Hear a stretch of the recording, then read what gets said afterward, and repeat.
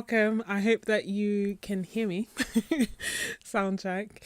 Welcome to a cozy painting session, I guess, is the way that I would describe it. I thought that it would be fun to not only paint together, but also chat. I feel like there's a lot going on in the art world. There's currently a watercolor sale, which I've linked in the description. The new color cubes are out. My Happy Mail is out. Like, there's just a lot of stuff. So if you were looking for an excuse to paint, to set aside some time for yourself, to start the weekend with art, then consider this your excuse, your invitation to do so. Hey, thank you so much for joining. Hey, Wildflower, Pam, Danielle, and Bidu. Welcome. I'm trying a few different setups, hence what you're seeing now. We'll see what works, because essentially I like the look of the big camera to the side. I thought that maybe I could give, some nicer close-ups, but then I also like the top-down view, so that's why we have that's why we have both. To start off, how's everyone? Who's going to be painting as well? I have put up a reference that you can use. I'm going to be, this is it. I'm going to make it smaller a little later. So I just love the colors in this. I think I'm going to be quite selective with how I paint it actually, because as cool as it is to have the big boat at the front, I think I'm actually going to not paint it and have focus on the boats on the back, which are like quite nice and colourful. So there's going to be quite a lot of creative license. Hey Derwood! Hope work is going well. Let me put that back. So that's the reference. I checked and I have like over 500 boat references. And oddly enough, most of them are from before this summer when I started painting them lots and lots and lots. So I guess it was meant to be my little obsession with painting boats. And part of me is also, my phone likes to act up sometimes. Just watching, no worries at all. Feel free to watch and to chat. I was saying that quite a lot is going on. One thing I should say is I have opened or left the Happy Mail open until today. So when the stream ends, or maybe even before the stream ends, it will close. So if you want to join my art membership, in particular the Happy Mail tier, then you have just a few moments to join. So I feel like most people are either members already or already know the benefits that I share, but I also feel like I talk about it too much and a lot. However, I also noticed that when I started mentioning it more, people joined. And I was like, oh, you mean all I had to do was tell people that I have a membership and invite them to join, and they joined? So just in case you haven't heard about it, just in case you don't know what I am doing, or just in case you have any questions, I do have an art membership, which is the best membership on the internet. I feel like, can I say things like that? But essentially I have 3 tiers, but I'll talk about 2 main tiers for now.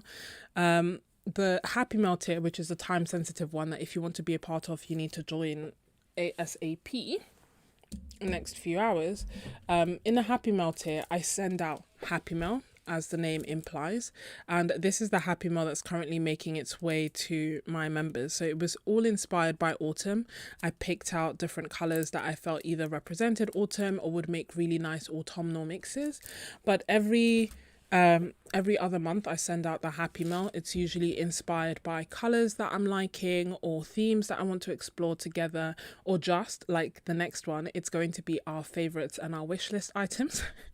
So the watercolor sale that's going on at the moment, which I've linked in the description, came at a very good time for me, because it meant that I was able to buy a good number of of watercolors. And yeah, Adoed is like an awesome an awesome member as well. And there's just so many people. I see Danielle here as well. And the reason that I started the Happy Mail, so the Happy Mail has been going on for 2 years, and my membership itself has been going on for 3.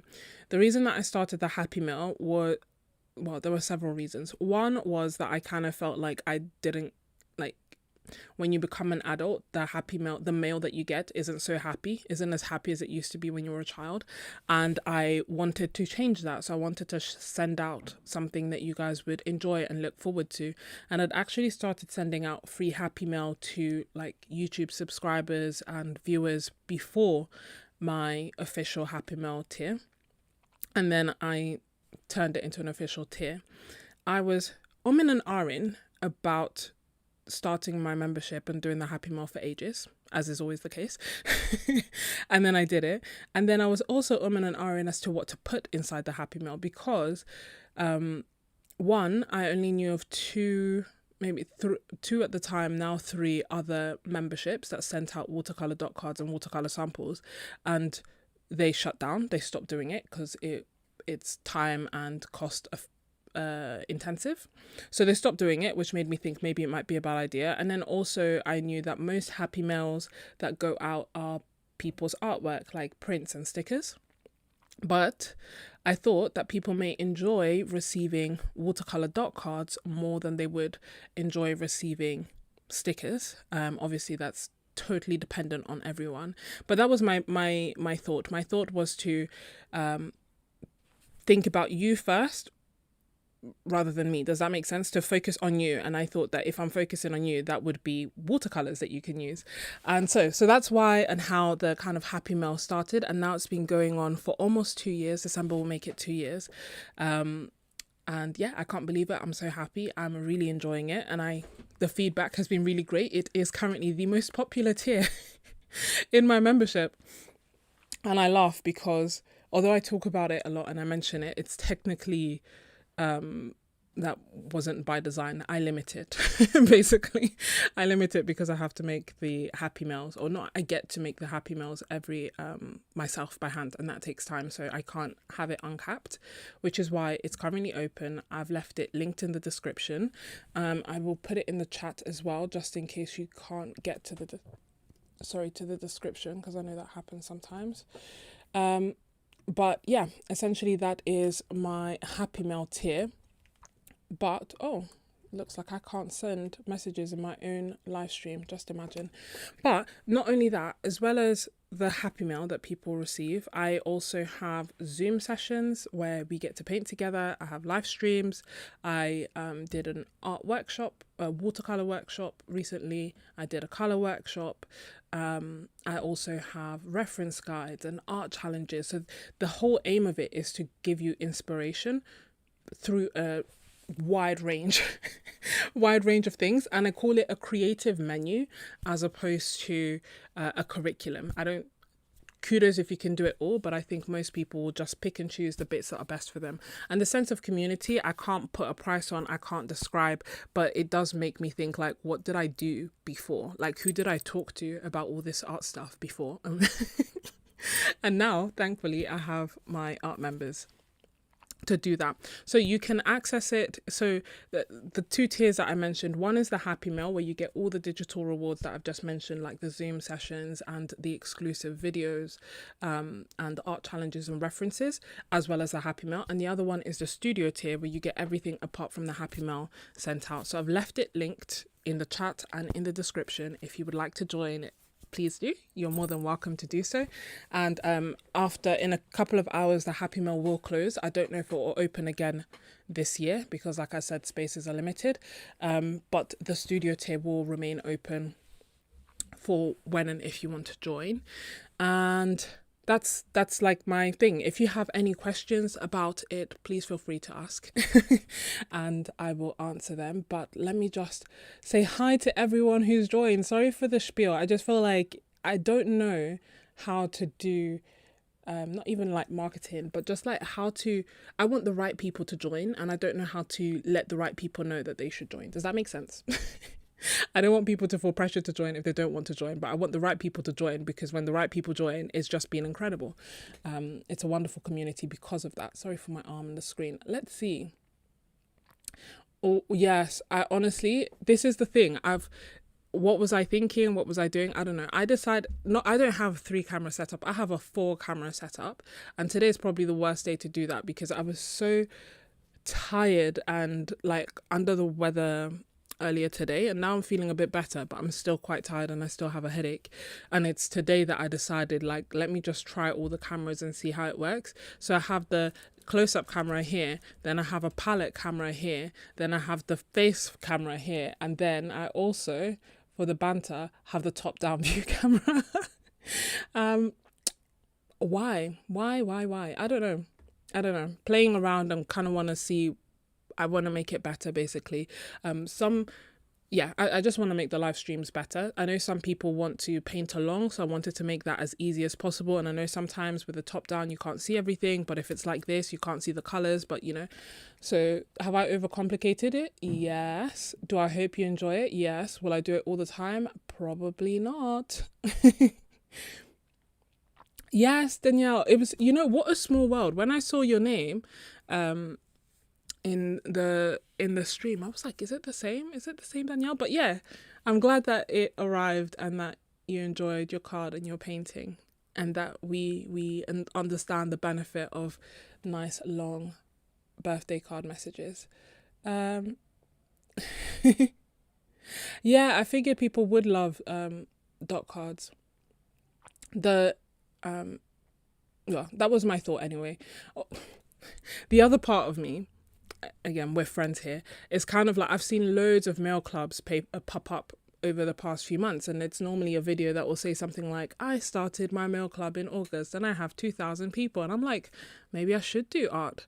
Maybe I'm going about this wrong. Maybe I should leave it unlimited. Maybe, like, I just started questioning and wondering what I should change, what I should keep the same, what I could do better. And obviously it's good in a sense because that's how you improve, right? You don't get complacent and stuff, but also comparison is the thief of joy. So yeah, so I did start wondering, like, maybe dot cards aren't the way to go, but I enjoy them, and I figured that that's what I wanted. I created the membership that I wanted. I wanted to join the ones that had dot cards, and by the time I wanted to join it, they'd stopped because, you know, yeah, pros and cons, isn't it? Oh, okay, it worked. Thank you, Danielle. Yeah, for me it said error, failed, message didn't go. Thanks, Phil's art. We'll see how it goes, because I think I tried. So basically, I got a camera a while back and I've just struggled to use it all this time. So I just have been using my phone since the inception of this YouTube channel. But I did buy cameras with the hope of improving the quality, but I just haven't been able to successfully use it. So every so often I try and then I get frustrated with the camera and then I give up and go back to my phone. So we shall see how it goes today. Hopefully it works. Yeah.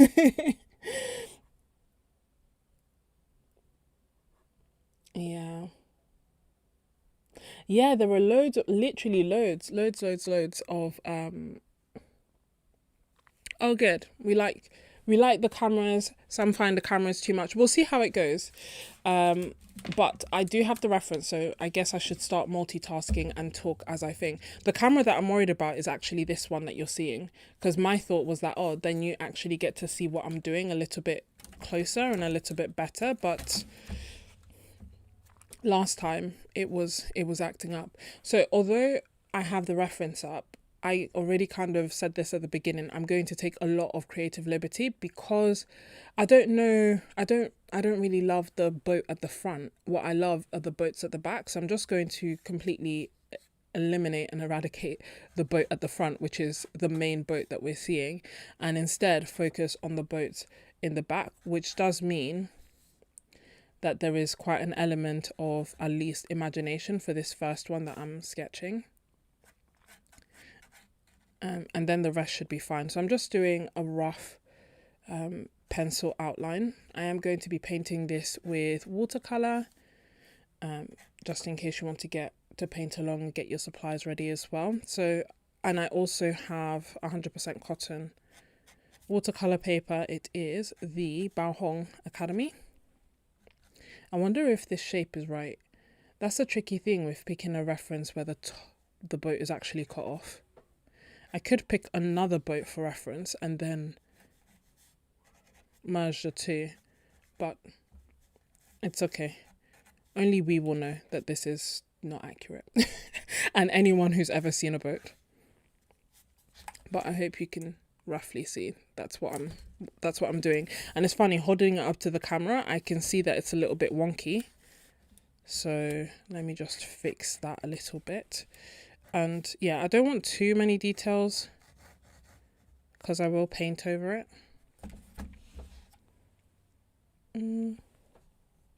Oh yeah, the other thing I mentioned was that there's a watercolor sale, just in case you want to get anything too. Like I said, the timing was pretty great for me because the next Happy Mail that we're doing is wish list items. Some people did not hold back on the wish list, which is good. But it did mean that I needed every bit of discount that I could get. So it was perfect timing for me. And although I couldn't get everything, I did get a good range of colours that people can now try out. You know, they always tell you like, oh, squint and look at your reference, and I feel like that's what I'm doing by force, squinting.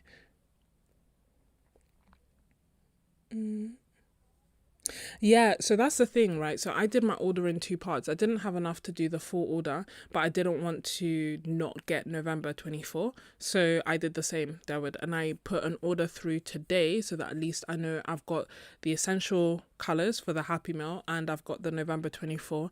I also got a few gouache colours because I'm running low on some colours like, you know, white, yellow, quin magenta, and there was a sale on the Winsor & Newton paints. That ends today, actually. The Winsor & Newton gouache was on sale. And you know what's wild? So this is like one of those Instagram videos. The set of 10 Winsor & Newton gouache pack introductory set used to cost something like £22, right? And I remember seeing it and it was like £25. And I was like, 25 instead of 22? That's crazy. I'm going to wait for the price to go down because I thought it was like just a... I'll make this, because you can't really see my drawing, so I'll make this a little bit bigger now so that if you're drawing along, you can see it or screenshot it and whatnot. But anyway, so I saw it and it was like £25 and I was, you know, appalled. I was like, £25 instead of 22? That's wild. Can't do that. Hold on, let me make it a bit smaller. I'll wait for the price to go down. Surely this is fluctuation. Little did I know it hasn't been that low since. Now it's something wild like £35 normal price and I don't know, like £40. Like it's basically between £35 and £45 depending on where you look. And I miss the days that it used to be 22. And then also the individual tubes of Winsor & Newton gouache used to be £4 max, and now they are £4.76 on sale and like £5.20 or whatever as a normal price. So although it's £4.76 and it hurts me to, you know, because I was waiting for it to be £4, I have come to understand and accept that it's probably not going to go significantly lower. Maybe, hopefully, with Black Friday that's coming up soon, hopefully then it will go down, but you can never predict. So I just got the colors that I needed.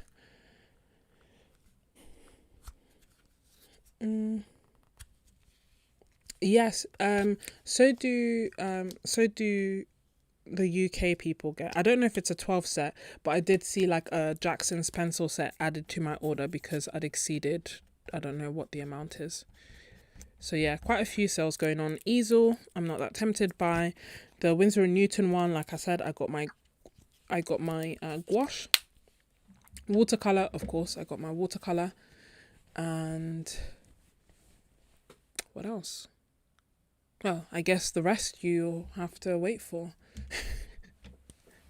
It's funny, in the confessions, in the confessions video that I did, which was like, I think 2 or 3 videos ago, quite a few confessions were around art hauls, which is like understandable.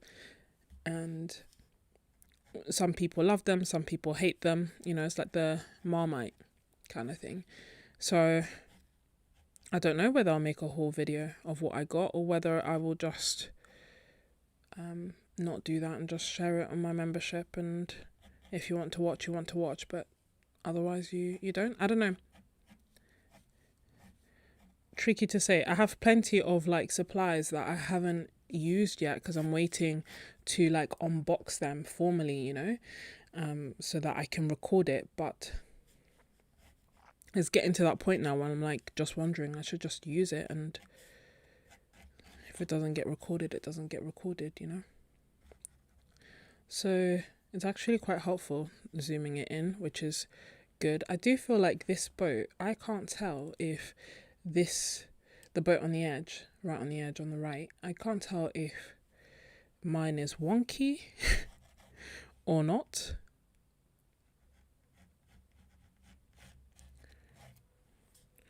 But I feel like I have perhaps enough details. I mean, the big boat is almost entirely completely made up. I think I took the squinting a bit too far. And I know there's a boat in the back, but I'm not going to add it. I like the 3 boats as opposed to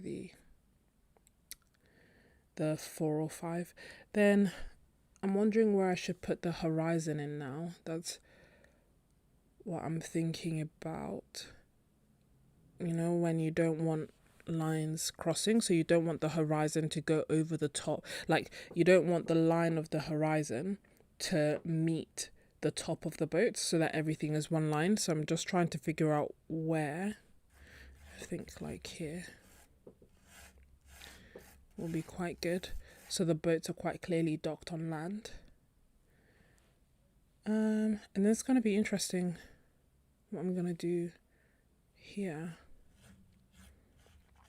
And this little bit of imagination. Oh, hey.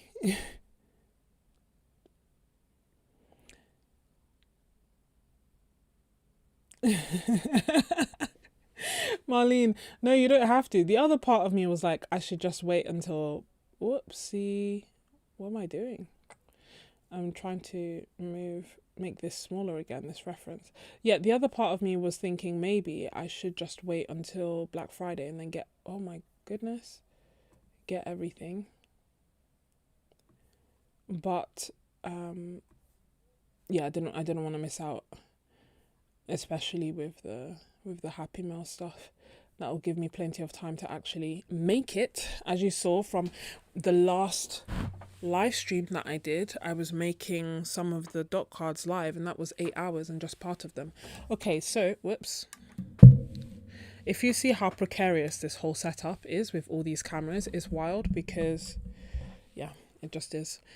So is that blurry? That's the question. No, that's less blurry. We'll see as we go on. But this is my drawing so far. Will top down show it?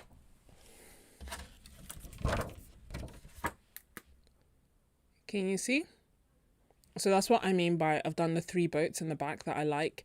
I've done the horizon so that the big boat is clearly dividing the shore from the land, but I didn't want that horizon line to meet the top of any of the boats, because then that can sometimes be a little bit weird.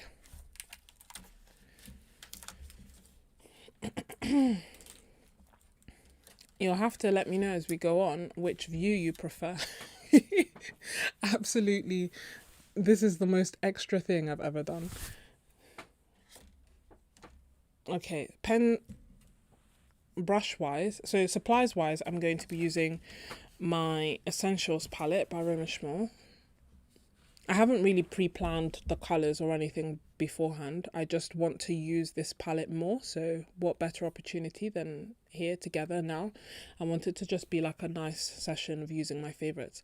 So these are the colors that come in the essential set, which is still not for sale, but it will come up for sale soon. I believe it's sold out, as are quite a lot of the sets. Yeah, so I can't tell you exactly what colors I'm going to be using because it pretty much, I'll decide as I go on. Oh no, the pretty pink palette is on sale but sold out. Ah, the Caddy Fabric is sold out already. That's so annoying. We were literally just talking about it because it came back a couple of weeks ago. Yes, of course, PY150 Wildflower. That is, in fact, my favourite yellow. But I'll have you know, there is no PY150 on its own in this palette. What I do have is Nickel Azo Gold, which is PY150 and PR102. So that is definitely going to get used. I will also use Cobalt Sea Blue for my sky, because that's the only like skyish colour that I see. I will probably use Autumn Green as well. And then the rest we'll see. Yeah, the rest we'll see. Oh, everything is sticking to my tape. It's quite annoying. I'll put this underneath. Just putting this on a little bit of an angle.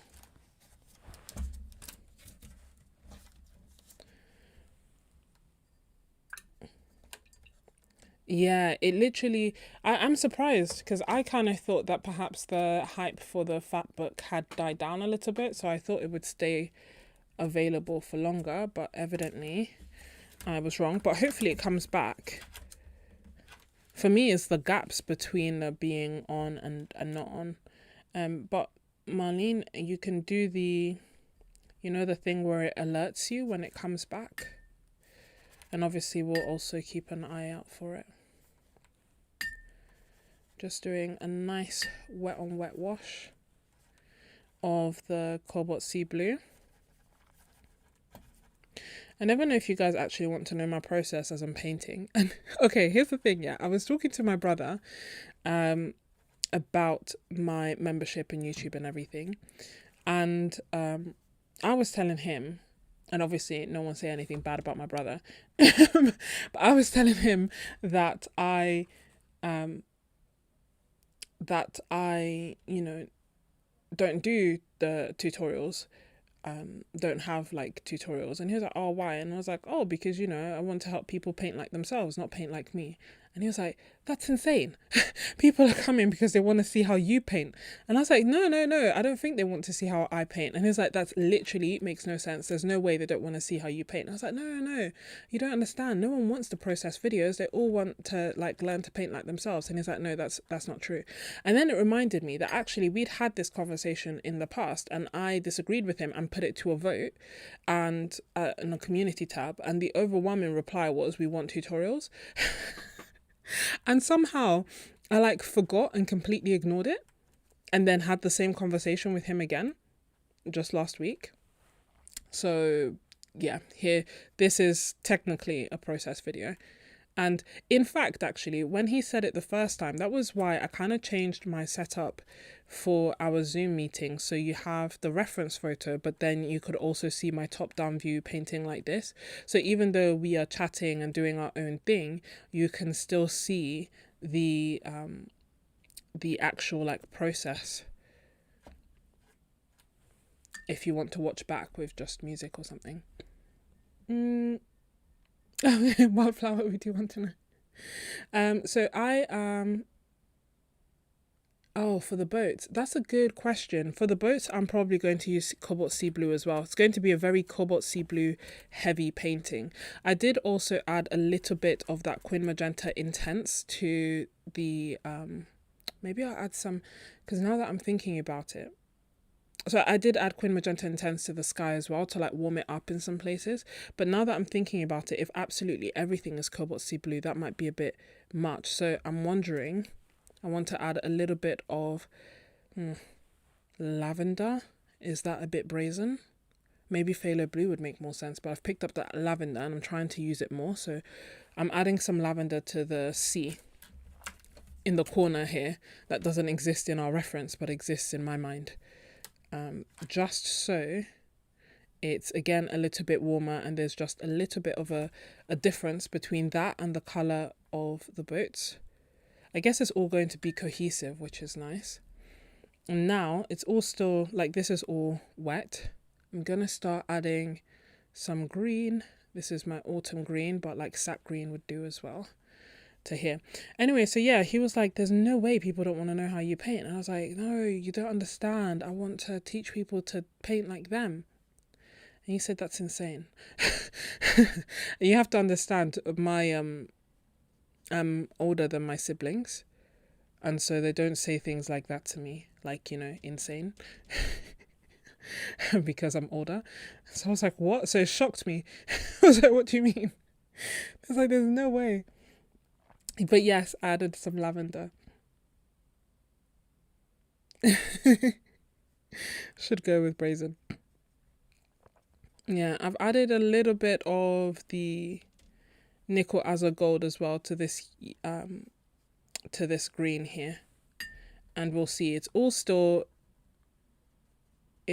I'm technically doing wet on dry because I'm adding wet paint to dry paper. But then when the paint, on top of the wet paint, I'm also then adding extra colours. So that bit is wet on wet. And if you watch the video that I made about with the watercolour challenges, I went through all the essentials of watercolour. I covered how and why I do this as well.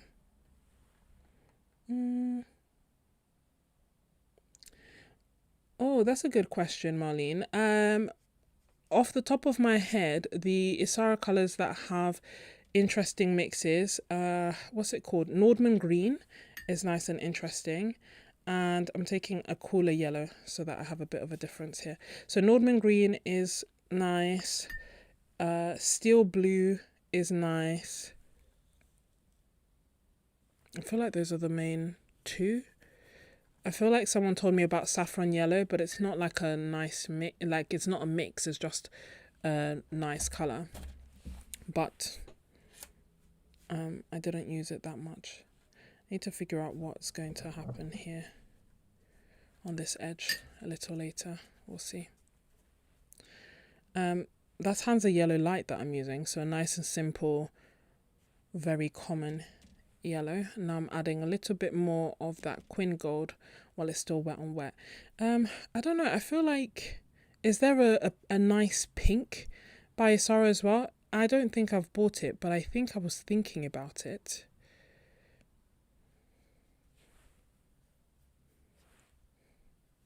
Don't know if it's like dusty pink or something like that. And then, oh wait, it's like Agapanthus Blue. Is that Isara as well? If it is, then that's... But it's not, again, it's not a mix. It's more like a blue that looks quite nice and purple. So it's a nice colour, but it's not like a super granulating colour. Okay, Derwood, we're literally saying the same thing. My bad. It's so funny.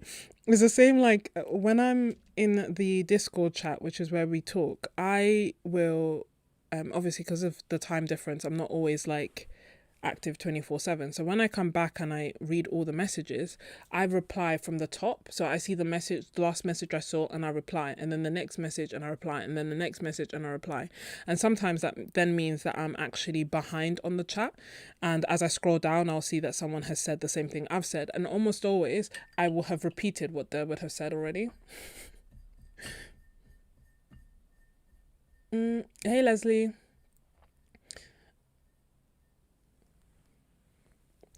Oh, good. Yeah, I thought I'm surprised as well. Not surprised, but I didn't like Leslie mentioned the, the fat book, and again, also thinking that the hype had kind of died down. I like the sketchbook still. I use it still. It's just I hadn't seen it mentioned quite as much, and so I was surprised that it's still selling out like hotcakes. Just adding a little bit more green here, and then I just want to make it a little bit different. Don't want it to be all the same color. I mean, the beauty with autumn green is that it does have granulation, and so it does change and do nice color effects for you, but still it's nice to have something a little bit more interesting by adding little bits of your own color too.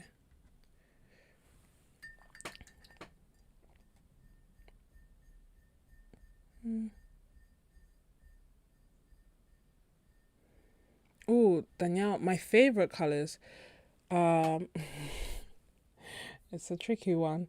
I mean, I love if you haven't got Romish, I do love the Romish colors.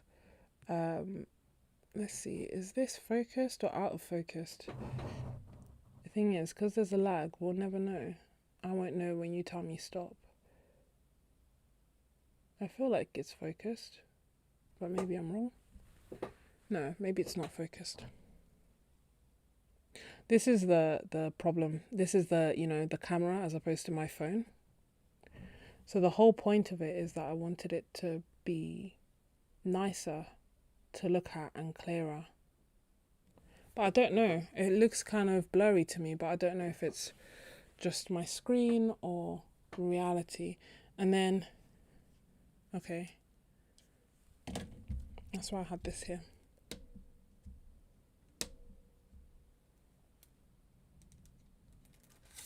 Oh, that's annoying. Not all the colors are on sale. The things we have to do, let me put it here. Oh, so it's on, look at that depth perception. So it's in focus here. These are the cards that I wrote out by hand to swatch out every single Romish color, and I just didn't. I feel like it's not actually changing. Yeah, I just actually didn't because I don't think it's changing. Yeah, now it's changing. Okay, anyway, it is what it is.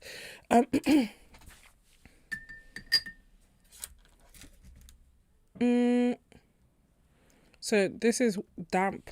I'm going to start adding colors to this.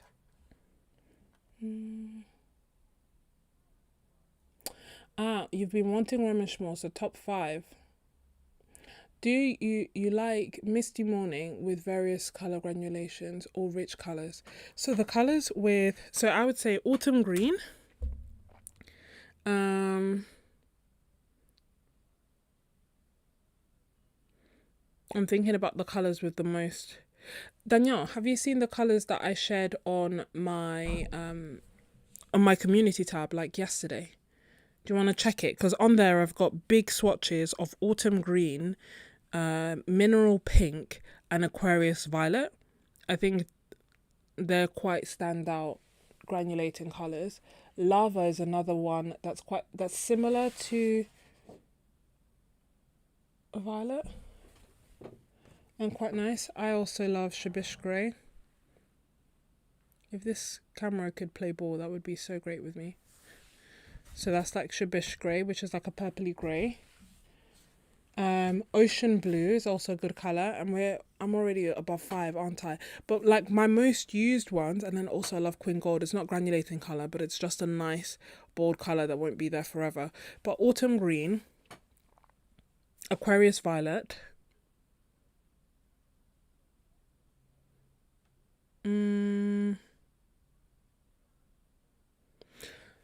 I love Shabish Grey, but it's not the most granulating one. But check out those colours and see what you think. And then if anyone has suggestions that they want to make as well, please feel free, let me know. Maybe this is in focus and it's just in my head. I don't know. It looks a little bit like it is and a little bit like it isn't. So, oh, look at that. I didn't think about the fact I'm right-handed. So this camera right here, not helpful, is it? Well, it's okay. because I can move it.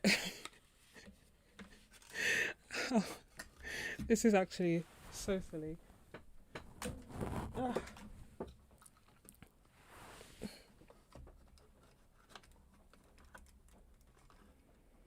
But how will one improve without this super uncomfortable learning phase? I don't know. That's it. I just want you to be able to see the colours I'm mixing. Queen Magenta Intense. Yes. Nickel Azure Gold. Autumn Green.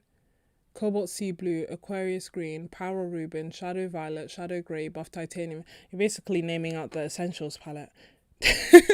That's literally, I feel like every colour you just mentioned is in the essentials palette. Oh yes, the Potter's Pink is nice. That's not in the essential palette, but that is a nice colour. This is just, that I'm mixing here is just leftover paint. I couldn't even tell you what mix it is. Just that it was kind of blue leaning. I'm just going to add a little bit more blue. That's too much blue, as in like it's too bright. I just want something like a little bit duller, so that it's kind of like a bit of a shadow color. Because this area right here, I want it to be blue leaning, not green leaning. But that color there, am I just watering down ultramarine blue? Let me just lift all of that so that we can kind of start again and get the color that I want. So yeah, I just want, this is white, but I don't want it to be, completely stark white. So I'm just putting a little gentle wash of a watered down ultramarine with leftover whatever sludge color was on my palette, so that it forms a shadow color. And then I'm gonna start doing the boat, and I'm doing a light wash first, and then I'll figure out the rest. And the thing that I love is the thing that you guys also kind of commented on and mentioned, and that's like all the texture. So I want there to be lots of different colors.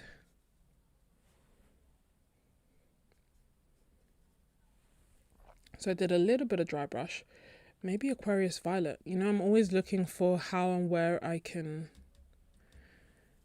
use the the really granulating colors that are pretty but tricky to actually incorporate into your paintings. Maybe this is the moment we've been waiting for.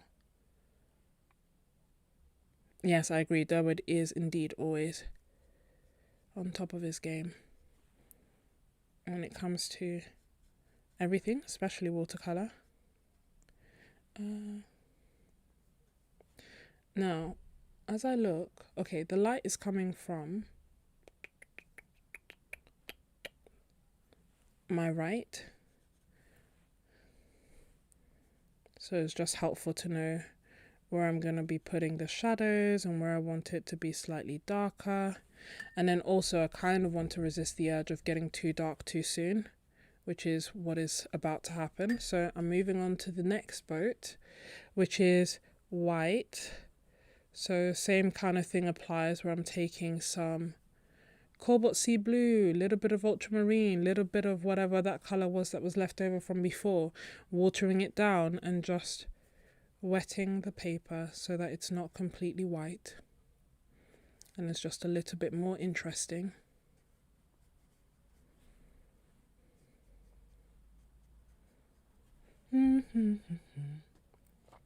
Hey Jennifer. Oh, I'm so glad. I'm so glad that you love them all and that you've been enjoying my channel. Thank you. It's so funny. Oops, sorry. It's so funny because I remember, I've kind of said it before, that when I was making videos and talking about like the Roma Schmall colours and stuff, obviously I really liked them and I thought that they were a fantastic deal, and thus I kind of mentioned it loads and loads so that other people, especially people like me who wanted like really good quality but affordable watercolors, would be able to find it and get it. And I don't know, like I just thought I liked it and I got it, right? And then after a while, a few messages started coming through like, oh, I got Roman Schmall because of you. And I was like, ah! I hadn't connected two and two. And then I started thinking like, oh my gosh, I need to do more research. I need to this, I need to that. And every time someone starts with like, I got Roma Schmall because of you, like I kind of hold my breath and hope that they love it. And then they're like, yeah, and I love it. I'm like, oh. Good. Because I think if you love what I love, you'll love them. If you hate what I love, then you'll think, what is this and why does she love them so much? So I'm just whoops, accidentally making green, lifting that up a bit. So that's that layer, and then same sludge, same thing for the next boat on the white area.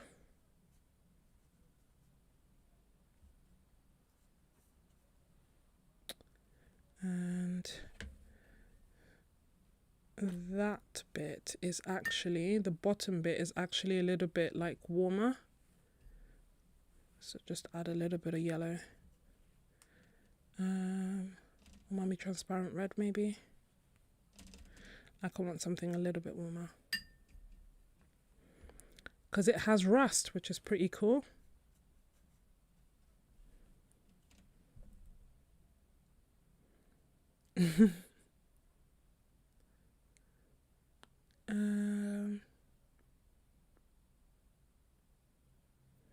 Yes, Danielle, that that can be a real challenge, but it does get easier. And my thing is, I didn't even paint with I didn't even paint with acrylics really, and still I think because I like bold colors, I naturally end up getting really dark really fast. But I'm getting better at not doing it.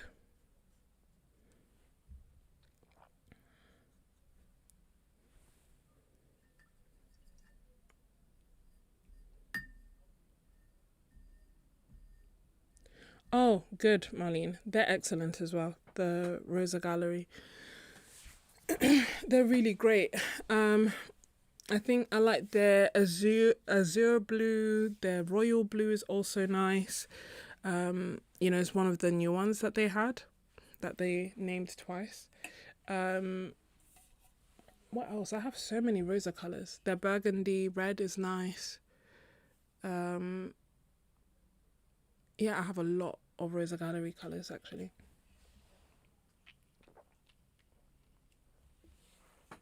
Yes, yes to green quartz and nightfall violet. Yes, carbon yellow is one of those colors I just don't know how to use, but I know that it's nice.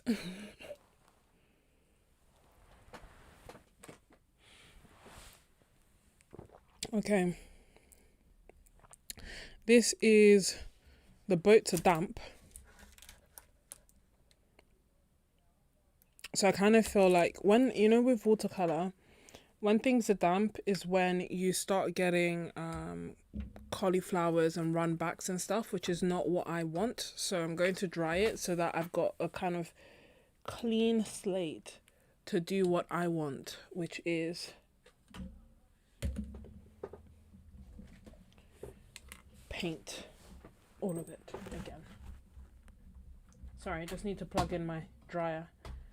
Oopsie.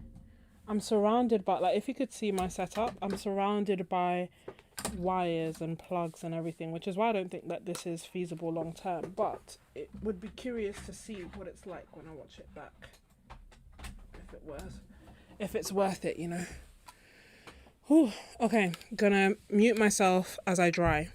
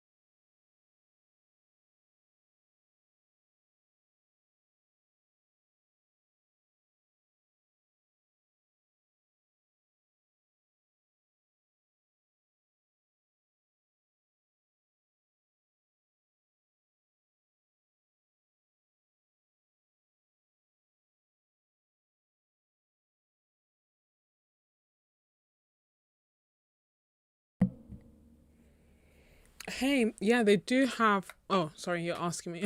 I thought you meant do Rosa Gallery make Oriel in green? Magenta rose, yes. Naples rose, black grape. Yeah, grape is nice. Black green is nice as well. Um, I'm missing some of the comments. So, have I done videos? Yeah, I've done like 3 videos on Rosa Gallery already, Danielle. So there's one that is for members only, and what was that one? And that was swatching out my palette, I want to say. And then there's one. Yeah, I have at least 3 or 4 videos of Rosa Gallery. So I've done the last one I did, I believe, was swatching out their new colors. So in there I swatched out the green quartz and the burgundy red, the royal blue as well.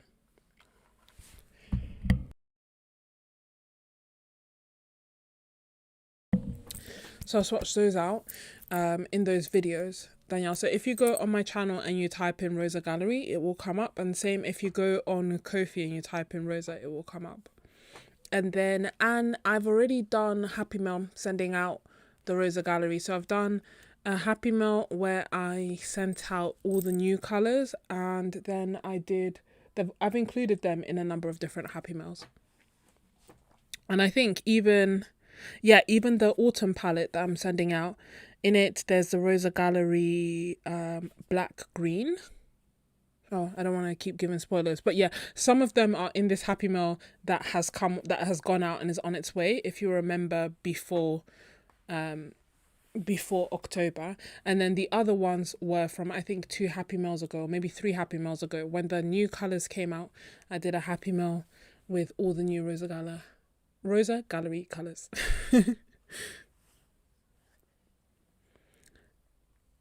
Yeah, I think I don't have my sketchbook. Do I? No, I don't have my. Oh, do I? I need to. The thing with, you know, having so many sketchbooks on the go that all have the same cover is that then I have no idea if. Nope. Oh yeah, is it this one? Nope. So like this one is my urban sketching one. This one is my mixed media landscapes one. Both of them, I think my mixed media landscapes is finished. The other one, I think, has like 2-3 pages left. This one is not it. I just wanted to see if I had it because I swatched out some of the colours that I sent out in the autumn Happy Mail in one of my. Nope.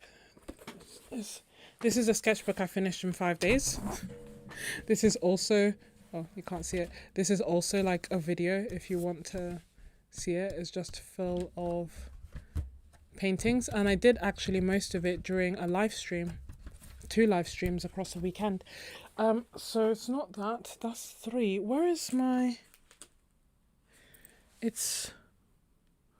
Yeah, if you check out the last live stream that I did, I swatched out the colours.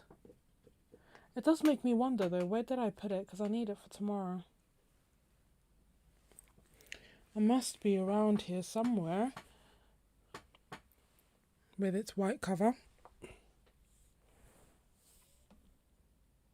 No, it's not in the favourites Happy Mail. I try not to like I may repeat colours every so often, but I won't repeat it one straight after the other, if that makes sense, because I don't want people to feel like they're just getting the same colours over and over and over again. I don't want people to feel cheated. Don't know where I've put it though, because I know I don't want to start getting out all my watercolours, but if I have the sketchbook, then at least you can see the colour, in case you're curious. I guess the question is, what did I do after the last live stream? Did I go painting? Maybe I did. Yes, I did. But I carried this backpack. Sorry. I'll give it 30 more seconds, and if I don't find it, I'll abandon mission. You just have to check out the old video. It's the last one at least, so it's not hard to find. But yeah, I don't know where I put my sketchbook.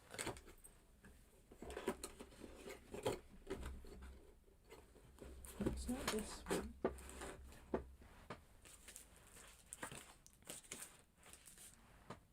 Oh, right here. See, they all look the same. Oh wait, is it this one? Yes, it is this one. So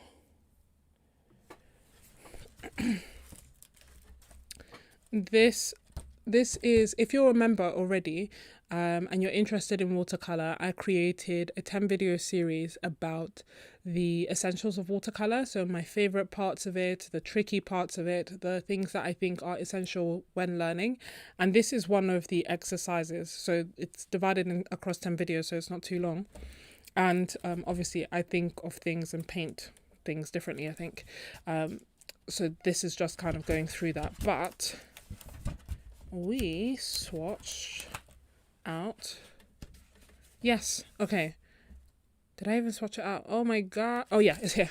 I was like, oh, after all that, imagine if it's not. So that's black green there, and yeah, like that's Rosa Gallery's Caput Mortem and Rosa Gallery's Maroon Brown, Royal Brown, Golden Ochre.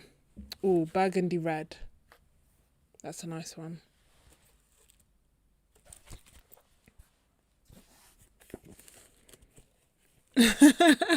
Wildflower, the epic live stream that will never be forgotten. That was so much fun. Part of me kind of wants to do it again. The other part of me is like, oh, that was a lot, no? A lot. That was very tiring, but a lot of fun. So I don't know, maybe we should do it again.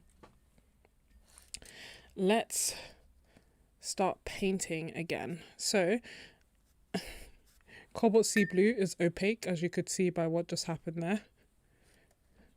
And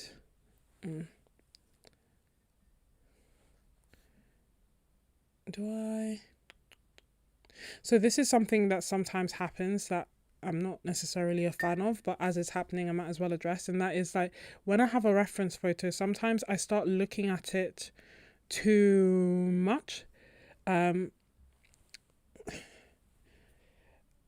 I say that because then it's kind of like, oh yeah, I look up to know like what do I do next, and where do I add this color and where do I add that color, which is not technically how I enjoy painting most. So when that happens, a couple of things can be done. One is I just stop looking at the reference as much. I'm not going for photorealism, so there's actually no reason for me to be so stuck and rigid with it, with what I'm painting, if you see what I mean. And it's kind of hard to do with the reference there, and normally if I was painting alone I would just get rid of the reference and not look, but obviously as I know some people may be painting as well, I don't want to be a cow and remove it. But that's what I would normally do, so now I'm just going to try and rely on self-control to not keep looking and kind of see how it goes. So the reason that I stopped looking is because I then kind of try to turn to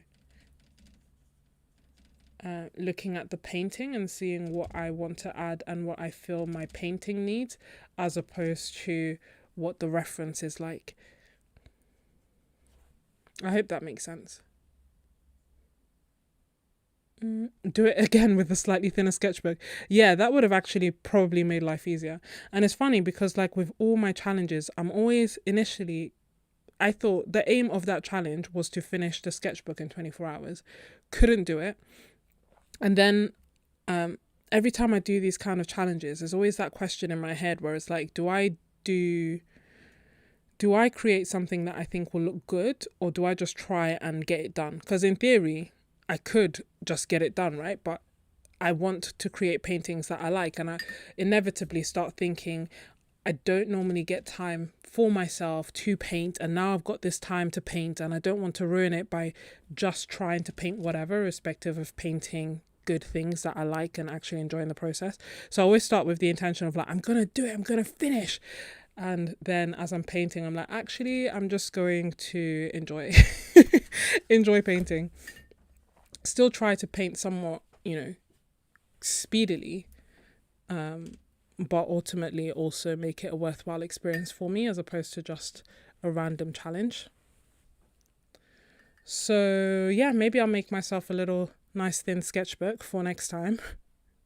And we try that. Although I also liked that we ended up spending practically the weekend together doing that challenge, which was quite nice.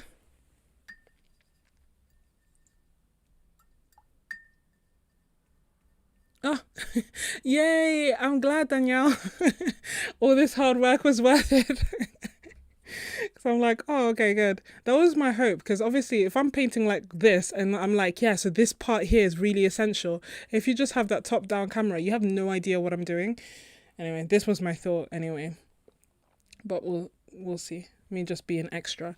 So looking at this, I'm also thinking, seeing the reference is actually quite a struggle for me, which is quite interesting. I didn't realize it's like, I mean, I knew, but it feels like even harder right now. Even harder not to look, and even harder to know what to do next based on what I want to do and the reference in front of me. I think based on what I want to do, I'm probably going to go for primary colours. Am I?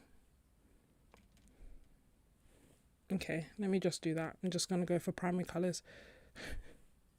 Primary-esque colours, yeah? So I'm just putting these down instead of just having them be all white. And just dealing with the consequence. And if I hate it, that's fine. There's more paper where that came from. I'll just paint it again another time.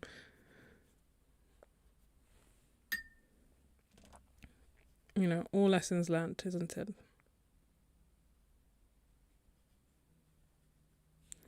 And this here, I'm just going to lift this massive area here because I don't actually like the way it's looking or how kind of dark it was.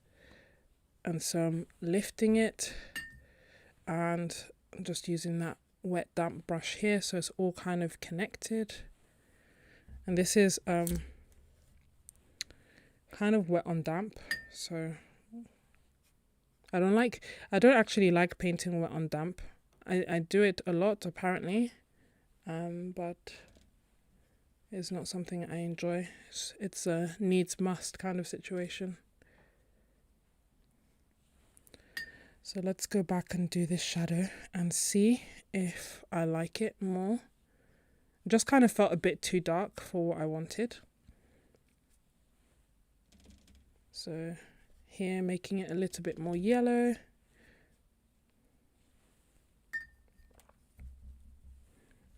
I'm lifting up a bit because I don't know, I don't want it too dark basically. I know it's a shadow, but still it's nice to have a little bit of light there.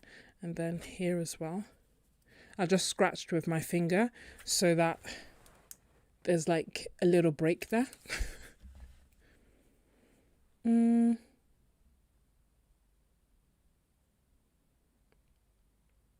Sienna, what palette box did I buy? Do you mean from the video that Hey Sienna, first of all. Do you mean from the video that I just made today? That I shared today? Oh.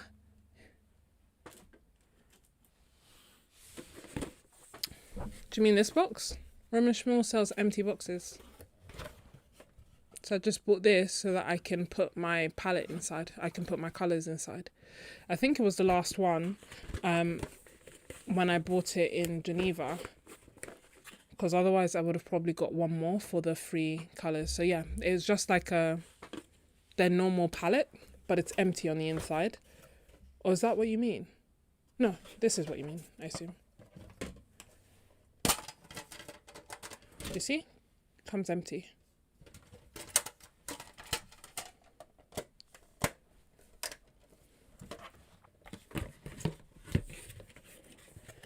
Hey Patricia, it's so nice to see you.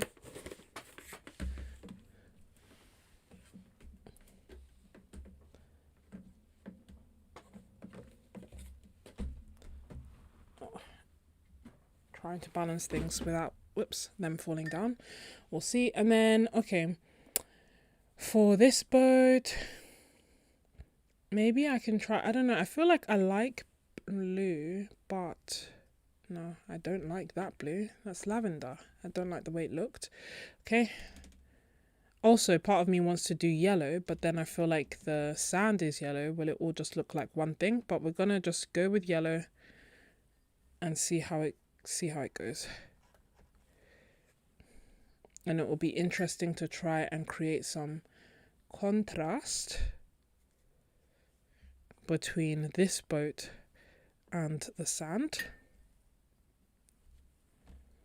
And then, yes, sunlight is coming from here, so I'll just lift here a little bit, make it a bit softer.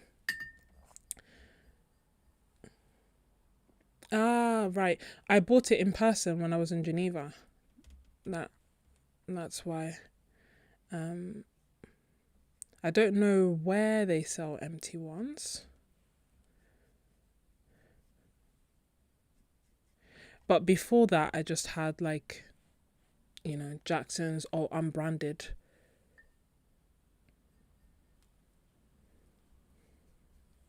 This brush is the Pan Art. Will it focus? Will it focus? Let me be like an influencer. There we go. The Pan Art round brush in size 16. It's a premium mop. I like it because it holds a ton of water, but also, as you can see, it comes to a relatively very fine tip. So it just means that I get a wide range of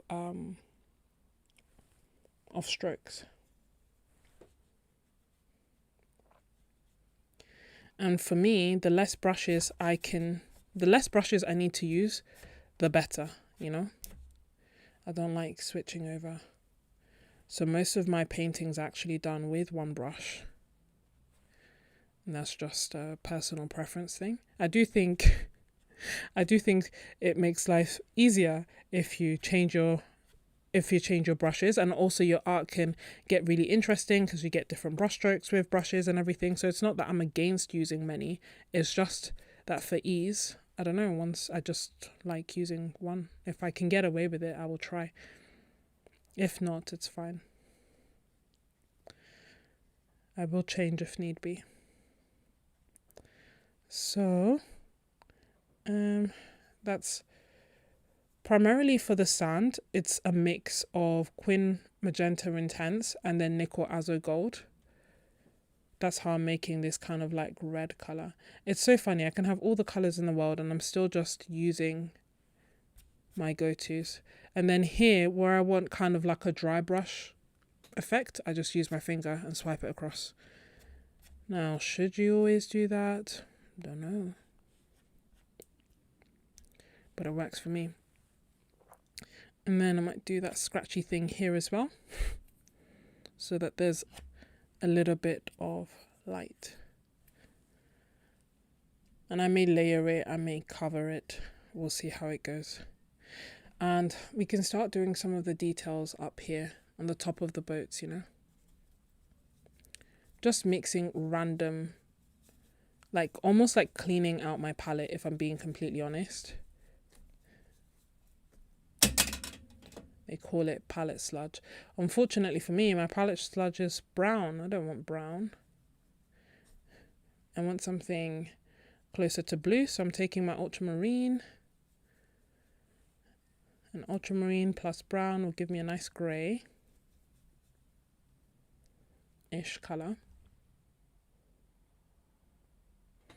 Thank you, Patricia. You know what? I don't have a course specifically talking well, do I?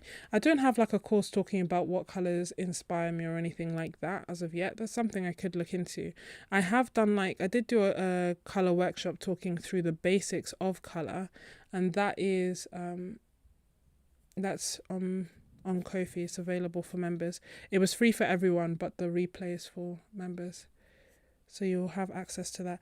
That is a very neutral grey.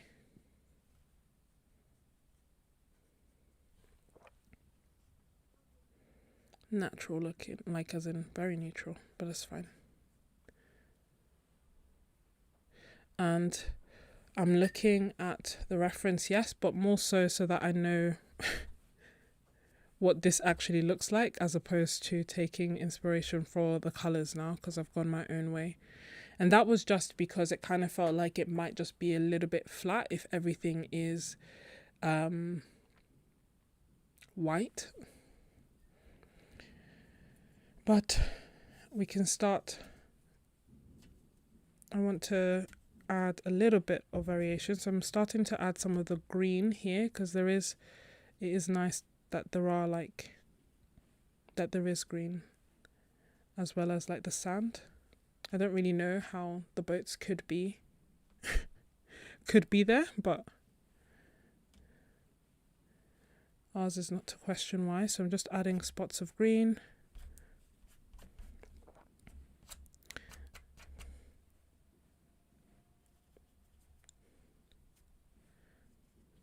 And then as things go further into the distance, I just have them a little bit more washed out, because they're not the focus.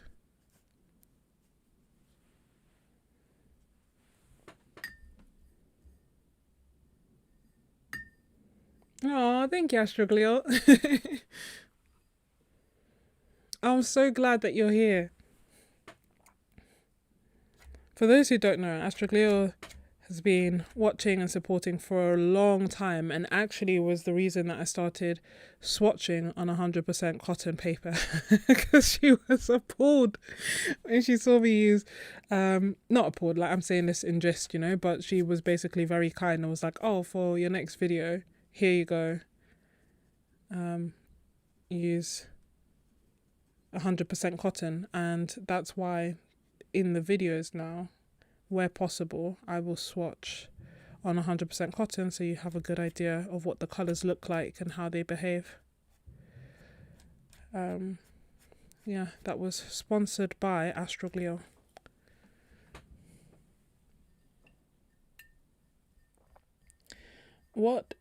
So in terms of how I was saying at the beginning that there's some stuff going on in the art world, which is always curious. One thing is the pencils. Did people get the Derwent pencils or not? That's one thing. And then the other thing is the color cubes. Happy to start where you want. I'm kind of think it might be easier to start with the pencils, the Derwent drawing pencils, which have come out. There was a set of 24 for the longest time, and now they've expanded the set to 72. I really wanted to get them, so I bought a few open stock earlier today just to try a few of the colours. I have 14 of the colours actually already. I wanted to try a few of the new ones. Yeah, no. And then after I tried with replying to Astroglio, after I tried swatching on the 100% cotton, never really went back, did I? It's like she tricked me. She knew.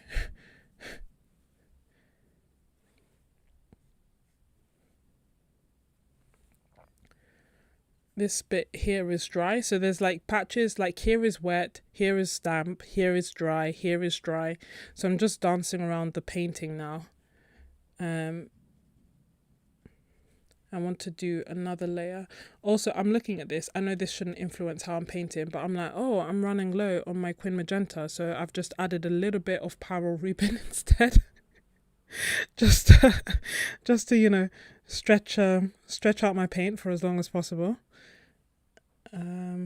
and I will add a little bit of ultramarine blue so that I can have a little bit of a shadow color down here. I've added too much water, but it's okay because it's all, I say all wet, but it's actually going into the damp area, which I don't want it to do.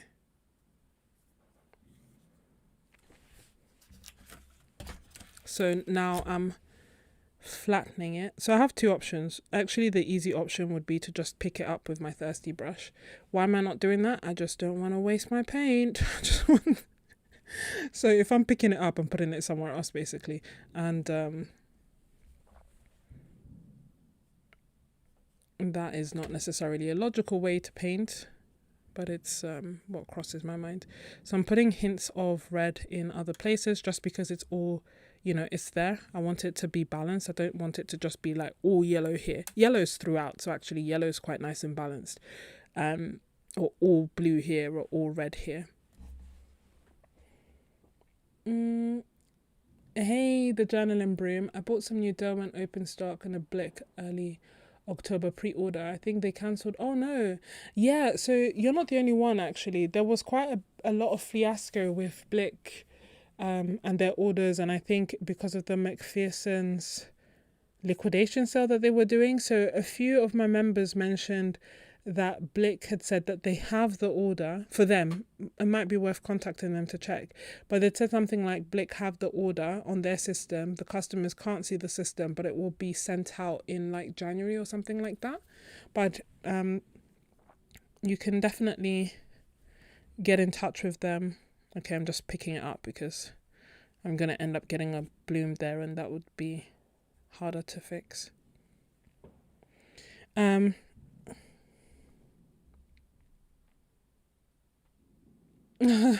Patricia, I bought the first color cubes. I won't be buying the latest. Enough is enough. Yeah, I mean, I like the color cubes. I don't use them as much as I should probably. I didn't realize that they were split, that the color, like the cards are now split across the 4, if that makes sense. So I thought that 1 and 2 were the same plus or minus a few updates, and 3 and 4 were all completely different colors, whereas actually I believe they are split across all 4. Which, as Derwood would say, is kind of like a Karen Dash move. So yeah, I don't know. I am tempted by them. I can't lie. I feel like a lot of work has gone into them, and also, like, it's just if you. So there was a time that I wanted to just print out my own, which is completely fine and easy to do. You can use your own references, all the kind of the websites and things that pick out the colors are free to use. The references, even in the color cubes, are free stock images that you can get from Pexels or Pixabay. So it's not that you can't do it, but even doing it was expensive.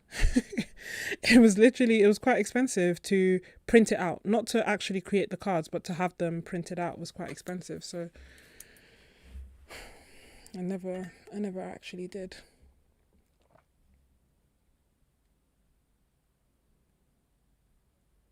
Yeah, Wildflower, that is did I say shade? Did I throw shade?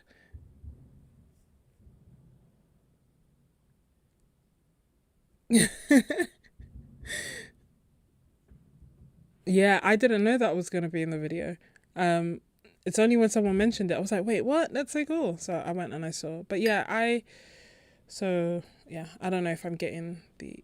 Oh, I understand. Oh no, hold on. My battery's about to die. How did I not notice it wasn't plugged in? Hopefully that should be fine. Oh, the Karen Dash. Yeah.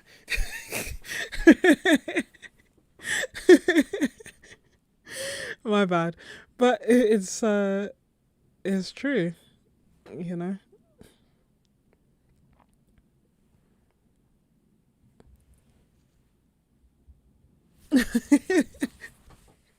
I don't even know in technically who that's a shade against, but it's true, no? Like when it's why do it that way? I don't know. But I know that in the video, like you can see that clearly a lot of work went into it and a lot of thought went into it, and you know, So I don't think she's doing it to cheat people. Karen Dash, I can't really explain why they did it that way, but it is what it is. I'm looking at this, and there are some parts I love and other parts that I desperately want to fix. I feel like I've never liked the shape of this boat, and I don't know why I thought that painting it in would make me like the shape more, because I don't. So I'm just going to try and make this bottom bit a bit fatter, and then once this dries, I'll make this bit a bit bigger and see if I then like the shape a little bit more.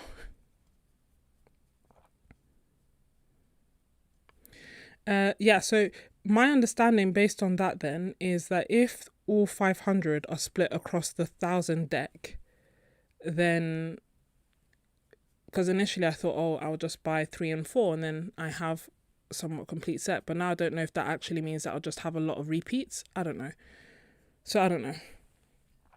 I'll see.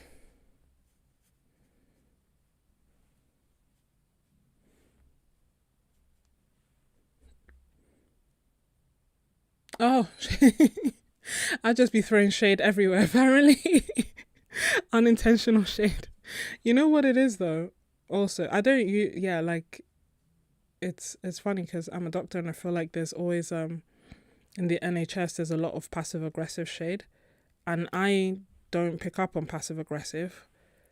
I understand direct aggression. And it's only through working in the NHS that I've had to like sometimes start getting better at understanding passive aggressiveness. But even then, most of the time, I mean, I think it's better not to pick up on it, because then you're just happier because you don't know. You don't know any better. But I was talking to one of my colleagues who was quite upset, and because of people being passive aggressive with her, and I was like, oh, you just just ignore. It's fine, don't worry. Just if it's not direct, it's okay. And even if it's direct, I prefer it, because then you know where you stand and what's going on. That's just me. So I'm just slowly fixing, or changing rather, the shape of this boat. And my hope is, what I'm probably going to end up doing, because I know that here is like, it's in shadow but it's a lighter color, so I think that's what's throwing me when I'm looking at the reference. And what I'm probably going to have to do is either use gouache, like I do want there to be like light colors on here, do you know what I mean? Like I do want yellow marks and stuff, and rust colors. I don't think I have an opaque color that can achieve that, so I might have to use gouache or pencil or something to get those nice colors on top of that dark area.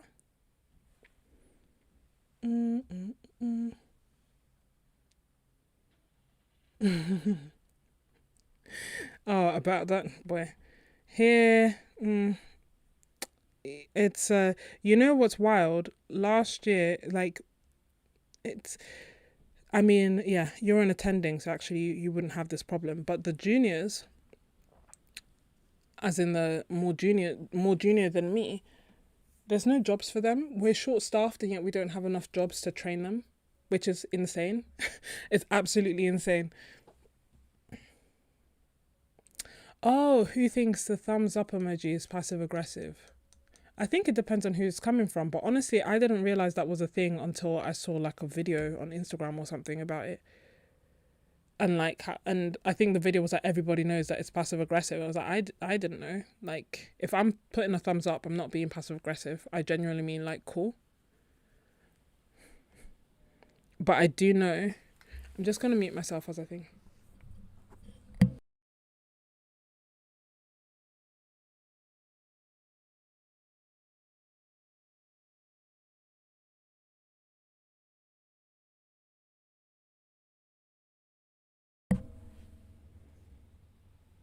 Yeah, they do. I don't know why they think it's passive aggressive. I just think it's cool. Like, okay. And I also feel like it's something that my parents would use. Like, do you know what I mean? Like, I feel like I see the older generation just using it as like, okay, because that's literally what it means, no? So I don't know. I don't take offense with thumbs up. Um,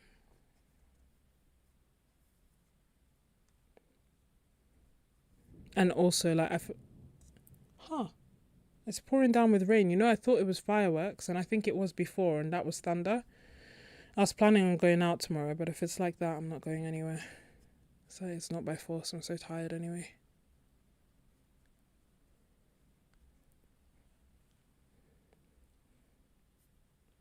It's definitely thunder.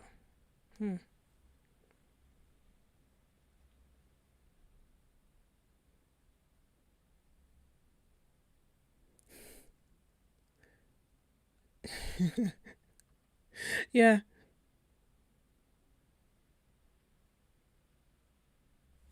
Oh, it's so funny. So it's definitely like a generation thing. Gen Z are like, yeah, it's passive aggressive. And millennials, we're like, okay. It's literally okay, as intended. Um, just using my fingers to move this around so it's not like, so it's a bit irregular, you know, because the boat is irregular. And you can see I'm progressively getting darker and darker. The other thing that I want to do, which always makes me feel nervous, but I do also feel it's necessary, is I'm going to wet here and touch the boat. Because at the moment, I kind of feel like the boat is a little bit floating. So although I do have a bit of a shadow colour, I need there to be less of a distinction between where the... And bearing in mind, this is all in my imagination, right? So where the boat ends and where the sand starts just needs to be a little bit more connected. So I'm just putting purple, and then from purple it merges to magenta, and that to me just grounds the boat a little bit so it's not just floating.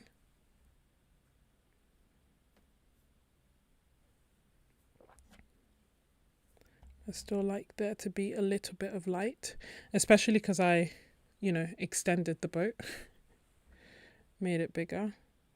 So darker towards near the bottom of the boat, and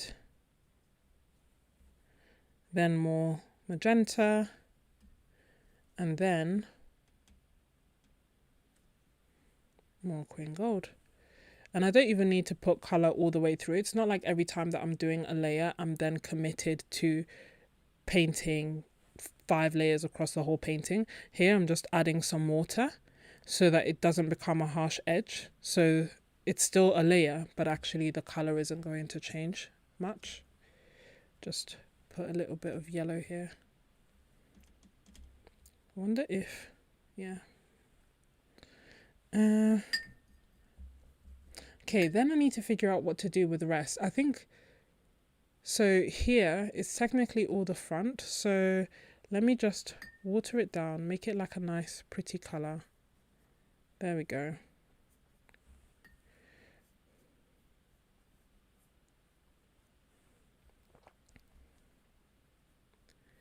And then that'll be the front of that. And the front here, and then here I quite like that. I wonder if I want to do more on that one. I'll come back and I'll see.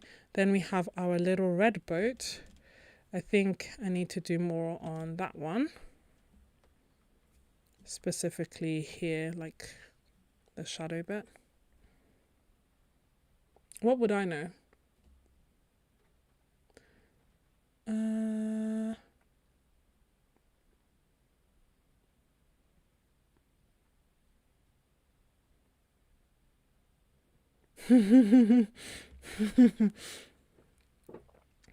Hey, Trailer Treasure. Yeah, I honestly don't know what the plan is, but I don't know how or why it happened, but there's just not enough jobs for the juniors. So something like 30,000 doctors graduated, but there were 10,000 jobs. Like, it was really bad. And so they just have no job. And it's different. Me now, like I guess there's a shortage with the more seniors. So like me now, I'm in training, but I'm trained. Do you see what I mean? So I could find a job at my level or a lower level. But when you've just graduated, like there is no lower level to step down to. You need a job so that you can get trained, so that you can continue building on the training that you went to med school for. But they're just there waiting to apply next year. It's just ridiculous. Anyway, no need to bring the mood down. At least we have art.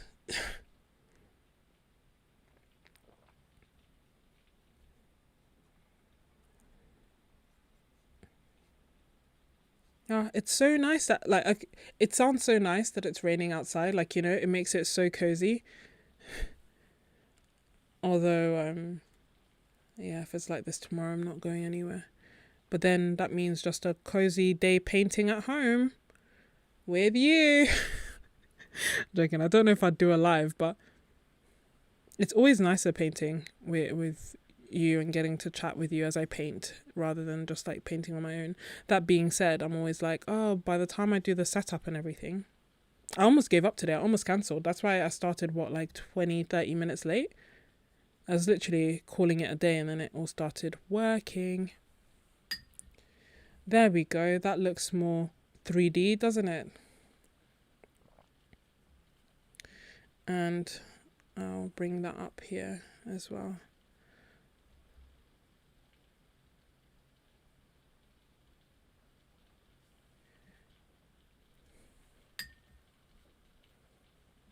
Oh, can you hear it? Or do you mean like in general a watercolorist? It does feel like there's a nice element of ASMR. Maybe that will be the next upgrade. This upgrade was the, doing the cameras. Next upgrade, I can go back to either having music or either music or some like background noise. Ambient sound is the word I was looking for. That escaped me.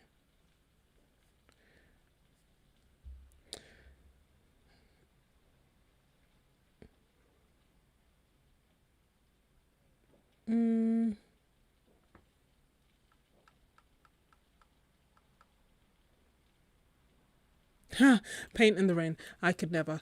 Oh, you can hear the rain. That's so cool. I'm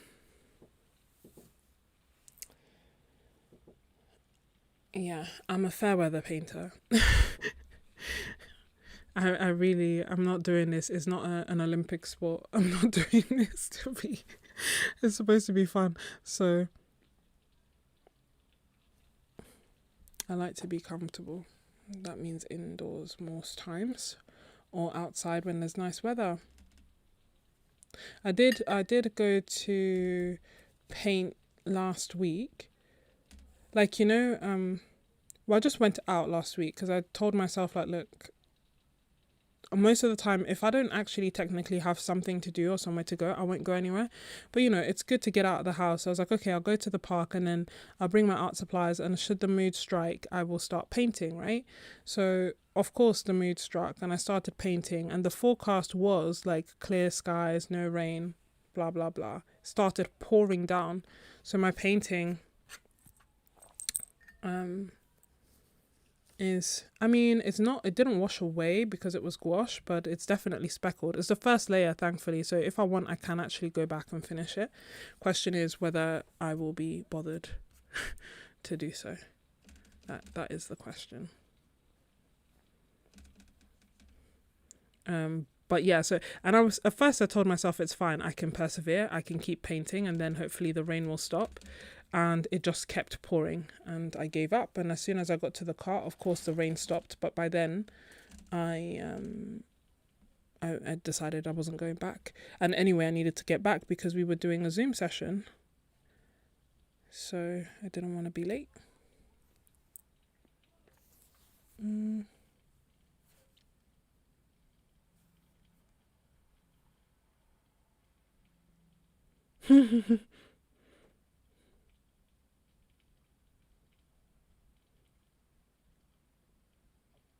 Yay, monks is also, I was going to reply, Marlene, and say that absolutely no pressure to do the super lovely, beautiful swatches that you do if you don't have time, don't want to, or anything like that. Like, I love the look of them, but please never feel pressure to do them for my benefit. I was half asleep when you wrote it, and I'm pretty sure it was during the middle of the day, but like I said, I was asleep most of today. I was literally sleeping most of the day.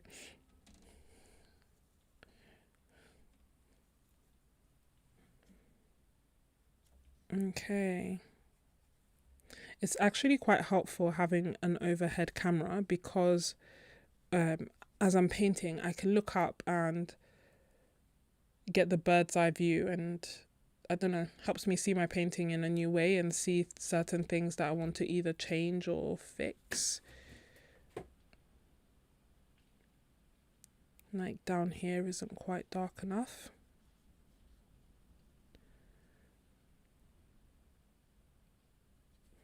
Even dark down here isn't dark enough.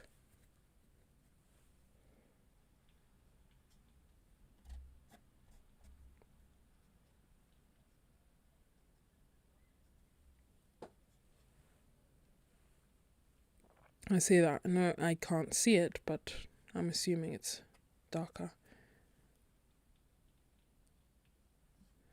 And then I can just do a little line there.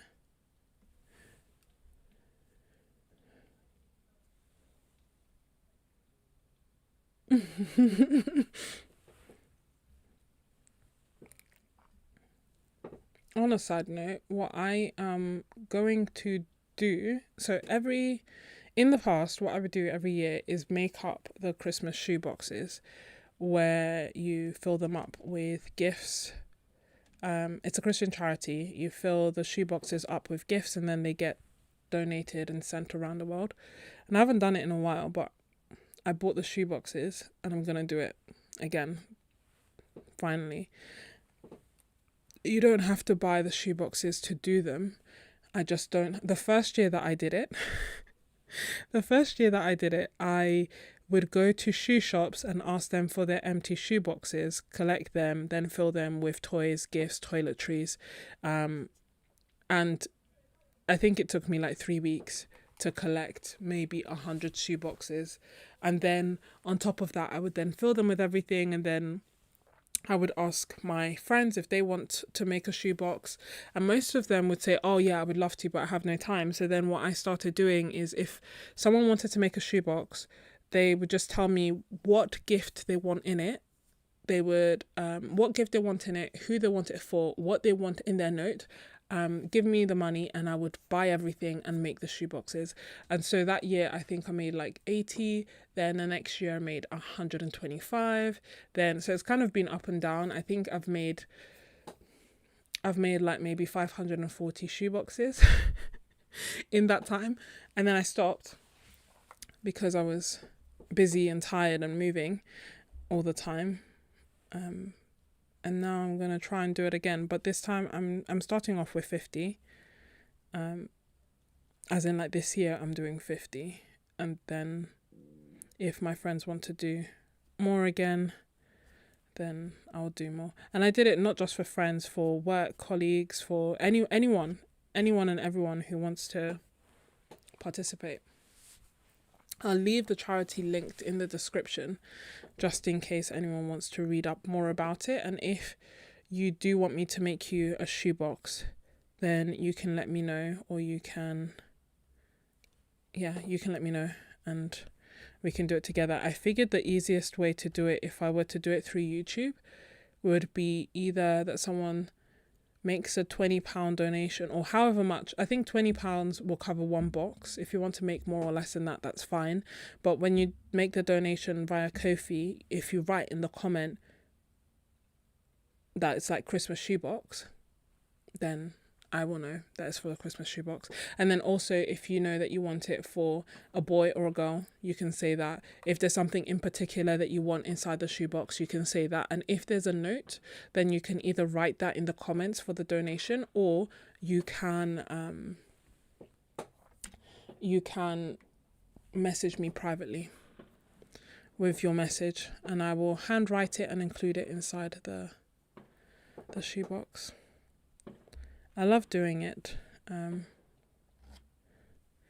I wish I could do more. I always wish I could do more when I do this, actually. It then means that I start seeing everything as like something that can go in the shoebox. You know, I'd be like, oh, that can buy me 3 bars of soap, or oh, that can get me 2 notebooks or 2 sketchbooks. And yeah, but it's a lot of fun. It's a nice way to do some charity.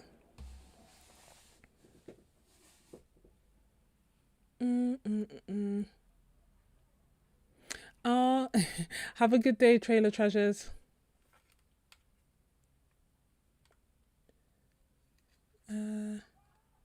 Let me see. I think I'm missing something.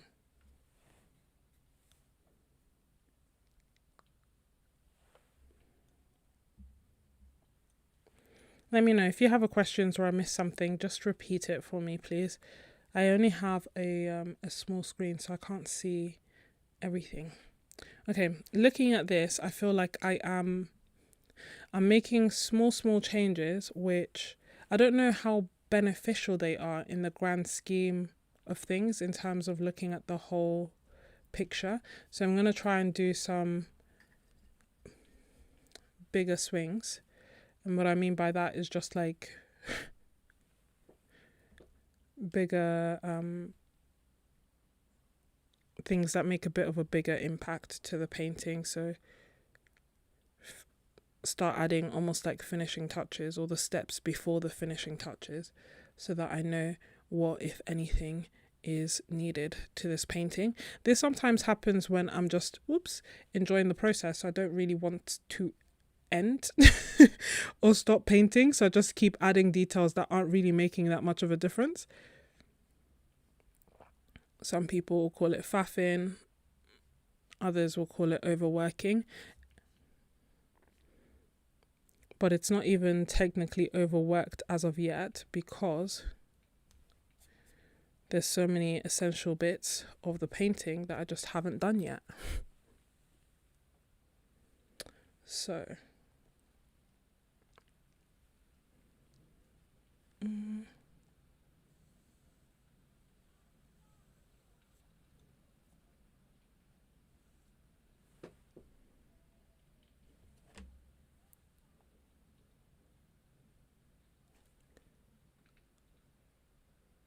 oh, I missed that, Danielle, my bad.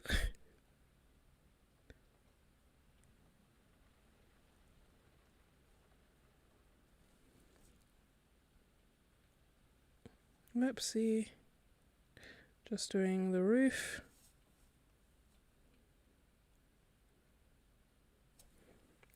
This is one of those things where actually it would be easier to just use a smaller brush, but I can get away with a big one, so big one it is. Now watering it down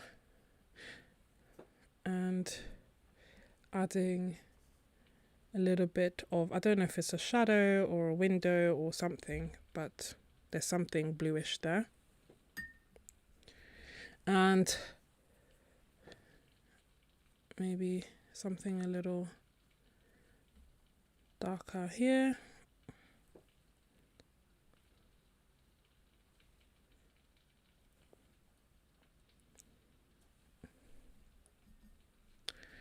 Then let's take some of this yellow. This is just water to like dilute that nickel as a gold and make a nice rim here.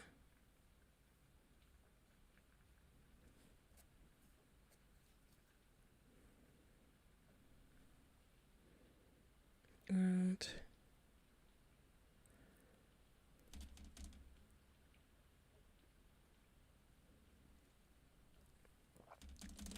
Mummy transparent red.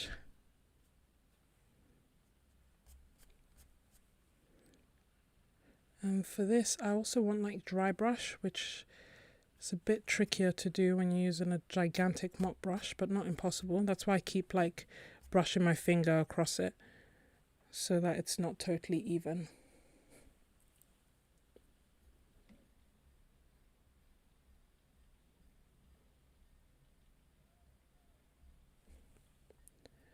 Hey, John Smith.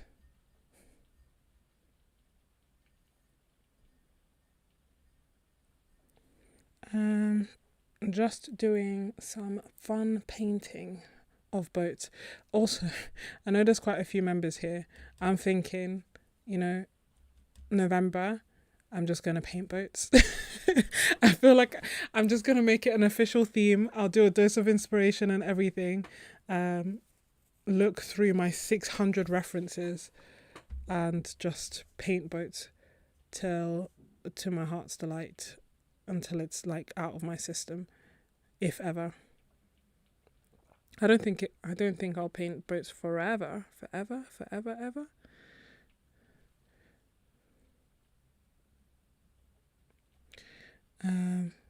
Is that odd? What have I just done?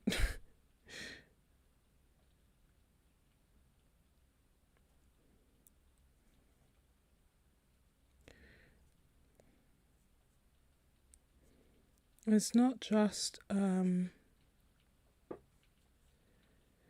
boats that I want to paint. I think I like it because I like them because they're painterly.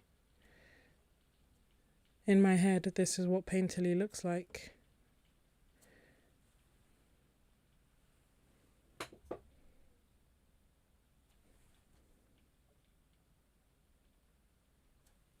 I like how that's kind of blending. Yay! I'm glad. All the time I tell myself like, oh, don't need a theme. But honestly, I'm like, oh, this will be so much fun. I just want to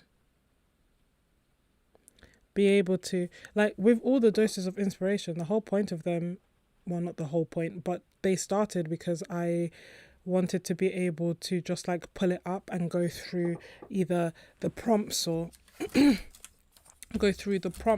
the different things that I have on there. The light is reflecting quite a lot, isn't it? What if I put it like this? Okay, but is that annoying to hold? A bit, but not dreadful. Have something to like look through, and whether I'm when I'm not feeling that creative or when I don't know what to create, but they're always kind of spurred on by feeling super inspired by something and wanting to dedicate more time to it. So I create them when I'm inspired, hence the dose of inspiration.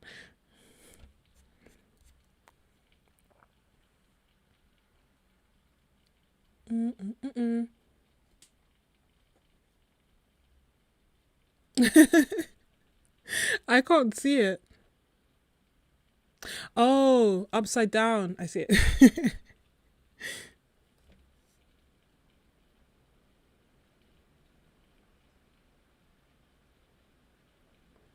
Oh, I'm so glad a watercolorist.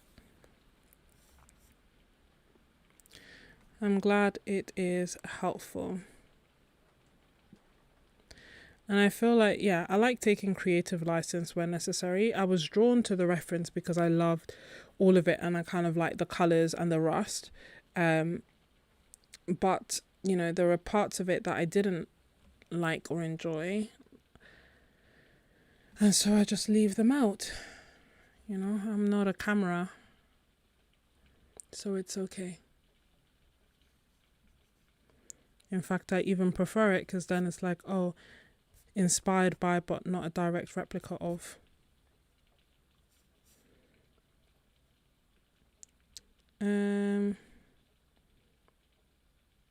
Want to do a few details here.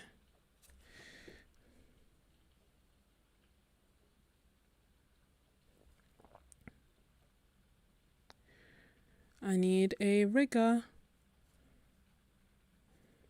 I learnt from, was it Marlene who told? It was Marlene and Sonia and someone else. Was it Danny? So during the live streams, you told me, rigger brush as per riggers on a boat.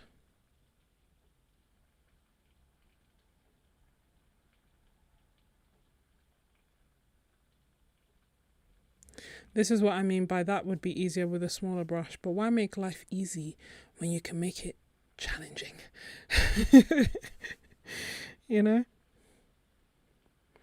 Painting with the right size brush is overrated.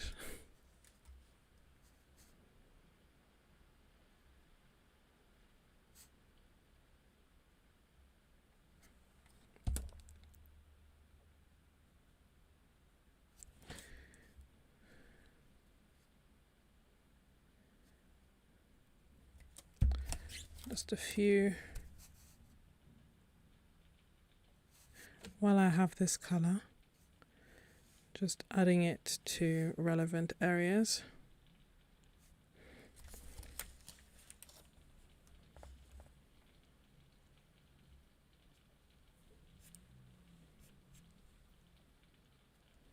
You see how like when I put it down and I rough my finger against it, it just gives it a little bit of texture, so it's not all completely smooth.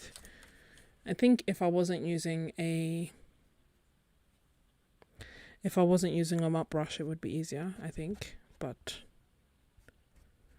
where's the fun in that?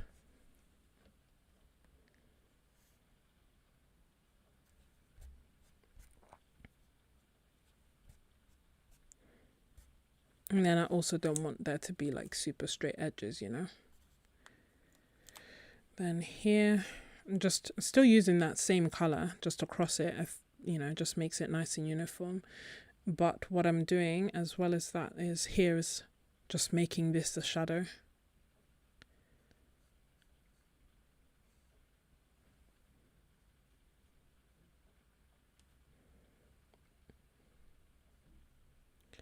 Same for the corner here.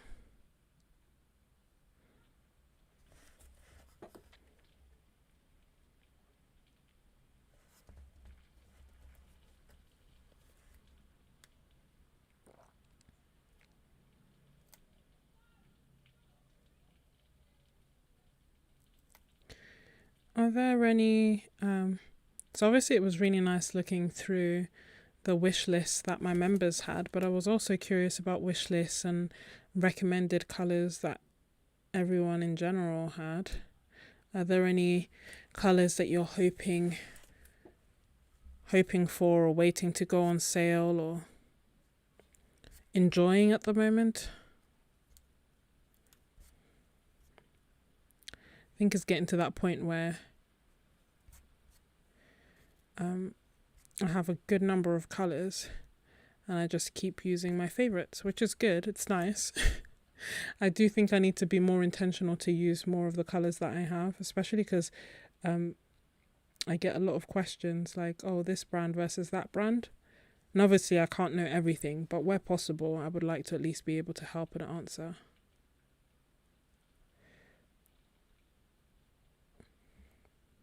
So maybe at some point what I'll do is like 1 month to, or 1 week, because if I do 1 month to this brand, it will take me like 5 years to complete.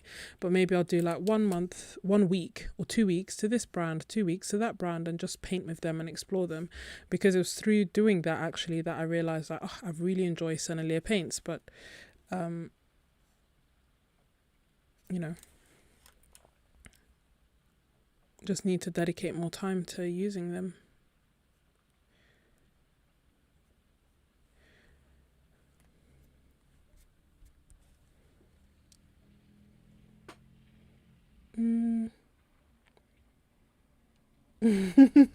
I'm glad, Linda. Glad you're inspired. Then, okay, more window.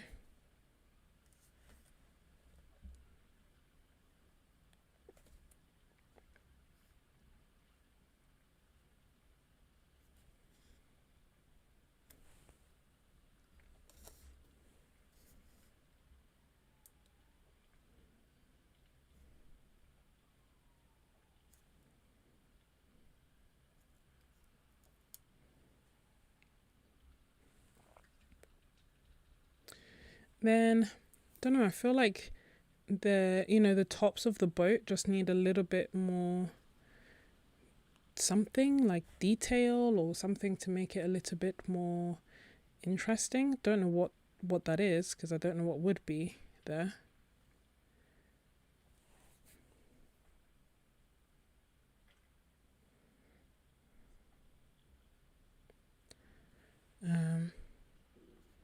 but I'll add a few random lines and details anyway. Then also I want like the rusty color. Ooh, I have Indian red. Will that be opaque? Yes. Will that be too wet? Yes. For our rust color, I need Indian red, and then if I mix Power Rubin, get a nice opaque red-ish color.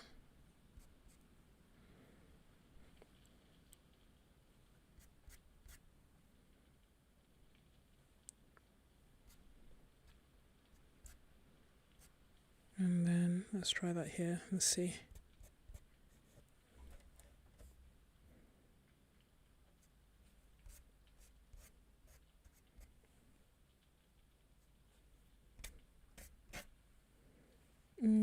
And then like here, because I need it to be strong but not like massively overpowering.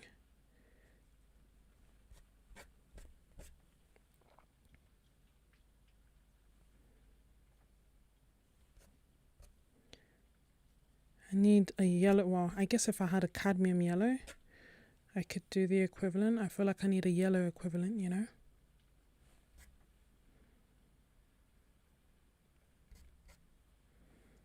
Maybe that's what I need up here to just make it seem more rusty everywhere.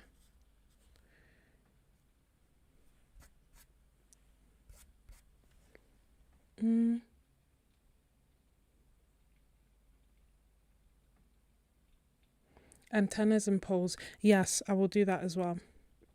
I've got one here and one here, but I can do more here. And then also I can do like, you know, lines for the anchors.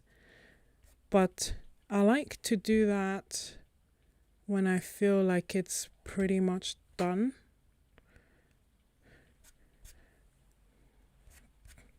So it's like the, you know, satisfying last kind of details that I add.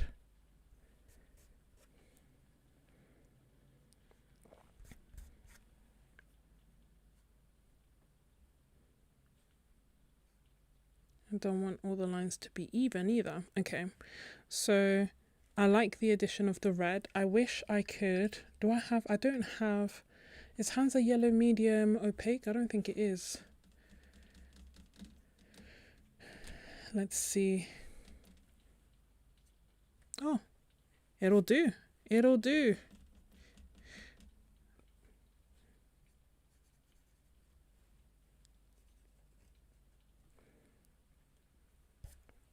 Fantastic. Who was it? I was with when I went to the workshops. I can't remember if it was, I think it was Uma. She was like, oh, you know, when you're painting, you need to like hype yourself up because nobody else is going to do it while you're painting. So she'd be like, oh, it's wonderful. That brushstroke brought it all together. This is perfect. And she said it as a joke, but I found it, you know, she's not wrong. Be like, oh, yes, that looks good. When you like something, say it, kind of thing.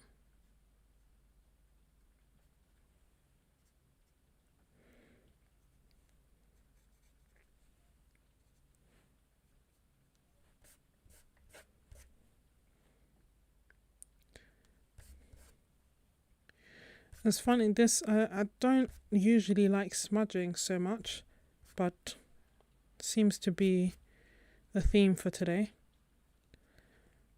So, why fight it?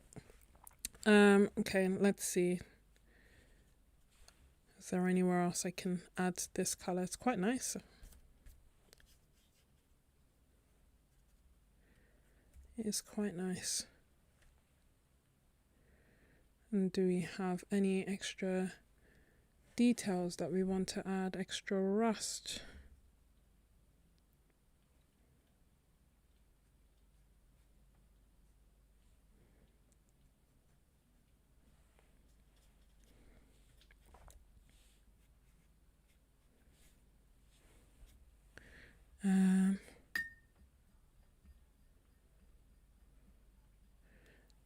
tiny bit. I mean, this is totally irrelevant, but as I'm looking at this, I'm like, okay, how do I just bring it all together? Here should be some more. Oops, you can't see me.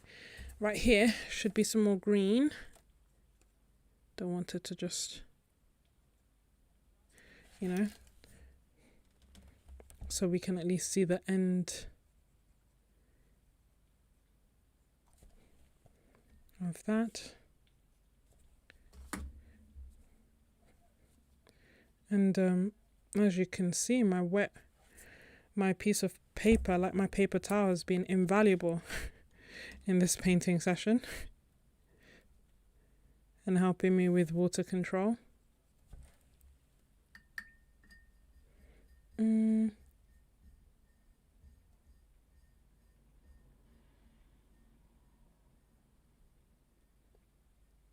I'm confused.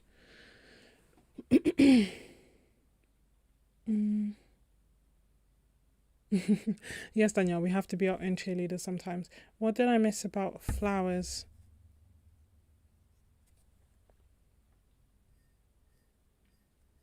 Oh, I have on my Discord, I have different folders for different chats and different conversations.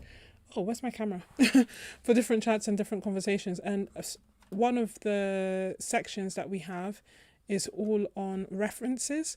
So if people want to like send in their references for others to use, and there's a number of different reference channels. Boats is a new one, food is a new one, landscapes. Wow, it's like all my tech is trying to fall apart at the same time. So yeah, I think that's what we're talking about. Oh, mushrooms. Not in florals. I don't know, maybe in random, and I say this as someone who doesn't like mushrooms. But I like flowers, so I don't want to see them. In random, or I don't know, have a think about it.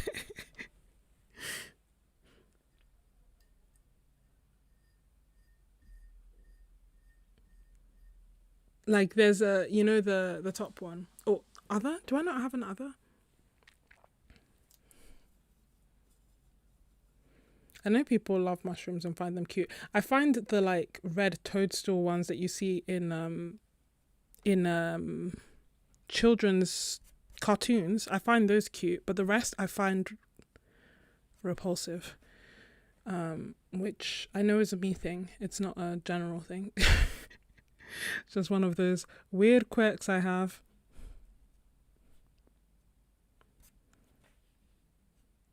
But hey ho, we listen and we don't judge.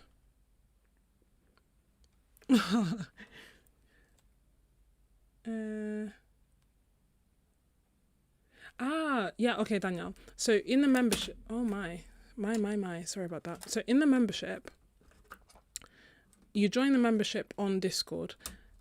Sorry, what am I saying? You join the membership on Ko-fi. That's what's linked.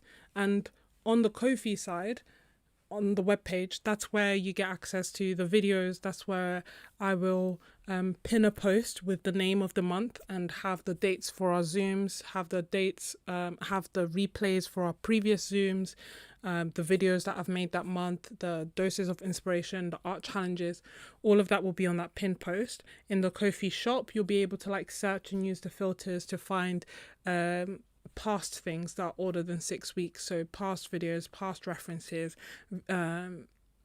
the doses of inspiration, the crosswords, the art prompt generator, all those things are on the Ko-fi shop for, and like, you know, it's just on the shop so that you can search them and use the filters.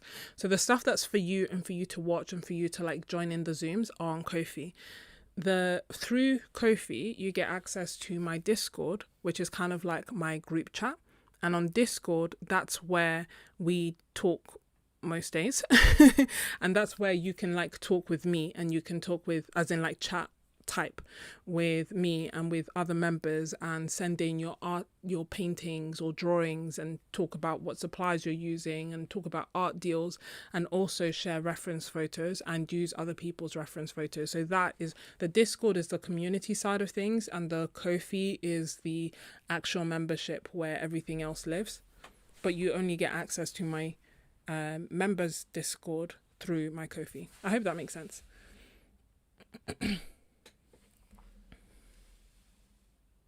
Why are you sorry? Don't worry, Marlene. No, why you can't know what I like and don't like. Don't worry at all.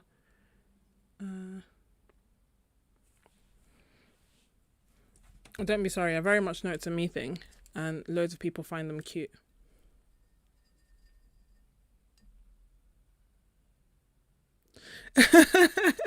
Yes, Danielle, I should definitely do that. A pin that says "We listen and we don't judge." I feel like it's a beautiful motto, and I also feel like it beautifully illustrates why the membership works, because like, you know, on the Discord, which is again where you can chat with other people, we have the Asha chat, and the Asha stands for like Art Supply Hoarders Anonymous. And then I tried to put a positive spin and I said Art Supply Honers, like to hone in on something. Turns out honer is not a word, apparently. I can't find it in the dictionary.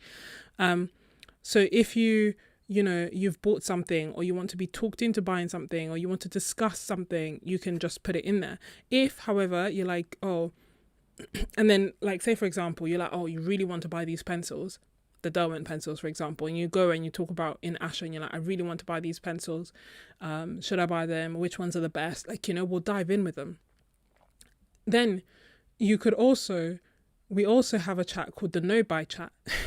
So if you're doing a no buy, you could go on there and type in like, oh, the Derwent pencils, I'm thinking about them. And the same people who encourage you will be like, you don't need them. We love your art as it is. Like, it's just like whatever, come as you are. We listen and we don't judge. So yeah, I love that. And I know it started off as like a funny meme, but I think it's a beautiful ethos to abide by anyway. So whether you are doing a no buy and trying not to buy art supplies, or whether you are completely new and want to figure out what supplies to buy, you can chat and you won't be judged. And then obviously you don't need to keep track of everything. If you're stuck, you just write in the random chat and we jump in and we chat with you anyway.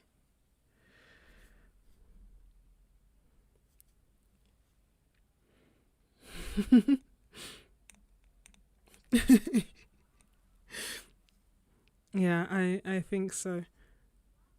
I think it's a beautiful ethos, and also like for ourselves, right? Even when painting and stuff, or when creating art, or if you're being too hard on yourself, you're just like, you know what, listen, I don't judge, and just move about your day.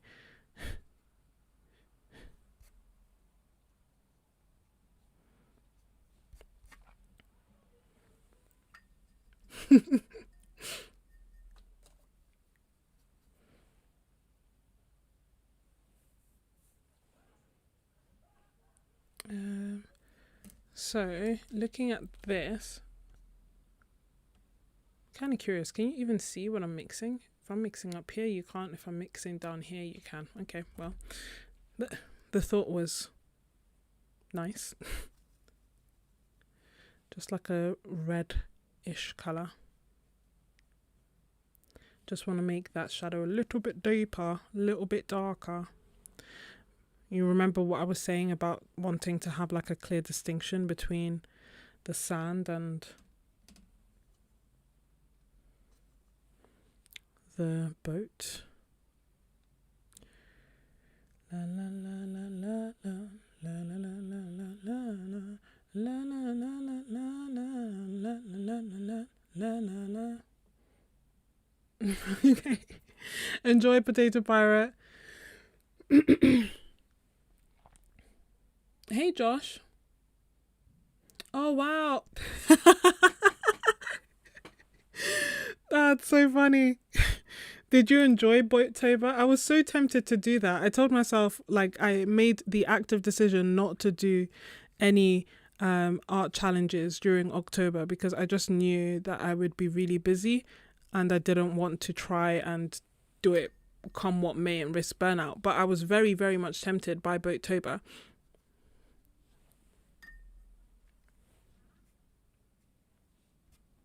And in fact, for November, I was just saying that I'm probably going to do not quite an art challenge, but I am. No, actually, it is an art challenge. We're going to put together like references of boats so that we can paint them together in my membership. So.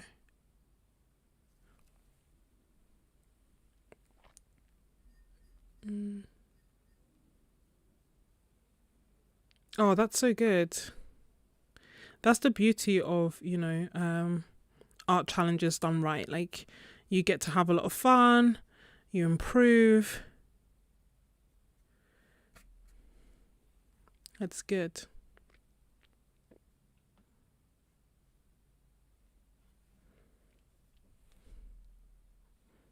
I'm looking forward to painting more boats, to be honest. And also just to giving myself permission to paint. I think that's the hardest thing sometimes, just be like, okay, cool. It's legit. I'm trying not to get like, there was a point in time where I wouldn't paint or draw unless it was for a video or something.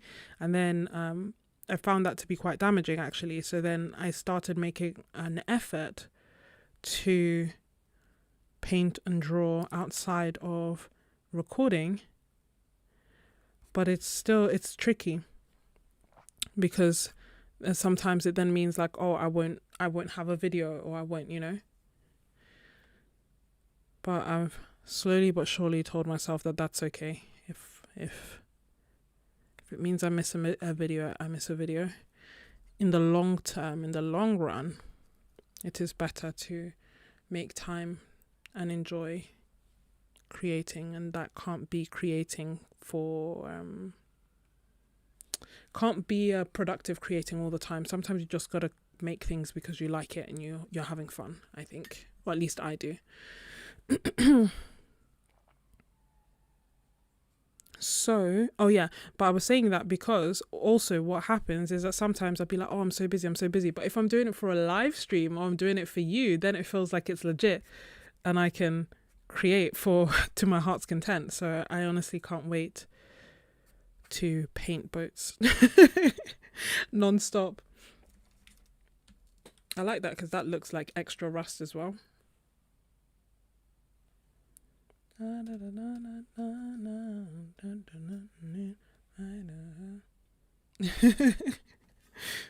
really am. But it was just so crazy because I didn't realize that you could search on your phone for like references, as in like it looks back through your old photos and brings it up. So I looked up boats, and there were like over, I don't know if it's like 600-700 photos of boats that I've taken over the past few years.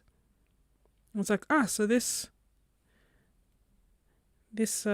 feeling, this intrigue started a long time ago. I just didn't really notice or realize. But what reasonable person has 700 pictures of a boat? I don't even own a boat. So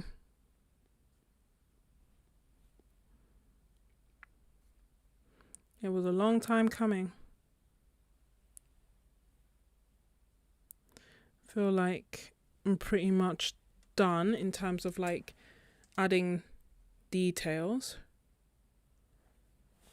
I'll have a look at it top-down view as well.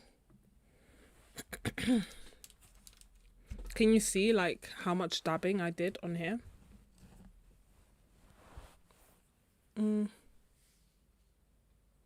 Oh, so it is a word. Thank you, a watercolorist. I thought it was a word, and then I tried to look at it because someone had asked me what I'd said, and I was looking for the spelling to make sure it was correct, and then I couldn't find it in the dictionary, and I was like, oh no, is this not a word? So we are, whether you prefer hoarders or honers, anonymous, art supply hoarders anonymous. Thank you, a watercolorist. Okay, some more details, like looking up at the top to make sure that I like what I'm doing and where I'm doing it, and a little tag here.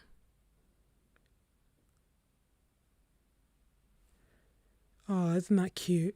And then another one here.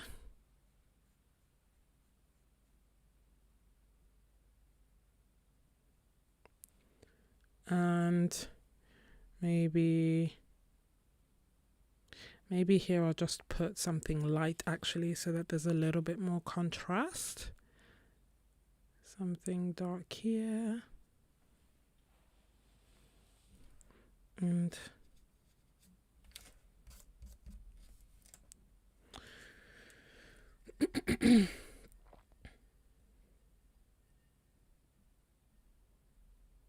Art supply happy acquirers. I like that.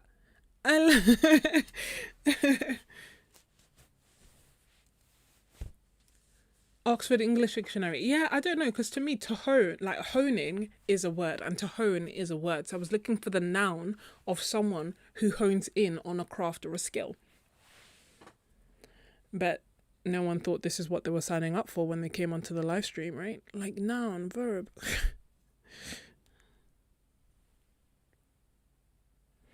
Da, da, da, da, da, da.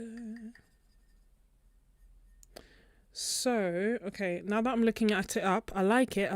I just think that there are some areas that I can make it a little bit clearer. So like if I put a line there, it's like separates this area a little bit, makes it a little bit nicer to read. And then can put a few details here. It's kind of wet in some places, dry in other places. I want it to dry, and then I will do like the little, lines that shows that they're anchored. I really quite enjoy that. And then I may also do some splatters, because why not? But also what I wanted to do was, this is the thing, do some like a little square here. And this is what I like, because it's opaque, almost as if, maybe I'll do it with the other camera, almost as if it's gouache, but it's not. I can go over this area. You see, so then it's like nice, there's a little bit of contrast, and it's the name tag of whatever it would have been, what the boat is called. Don't want to make it too big, but I don't feel like I like that shape, so make it a little bit bigger. Okay, cool. And then maybe a little bit lighter here.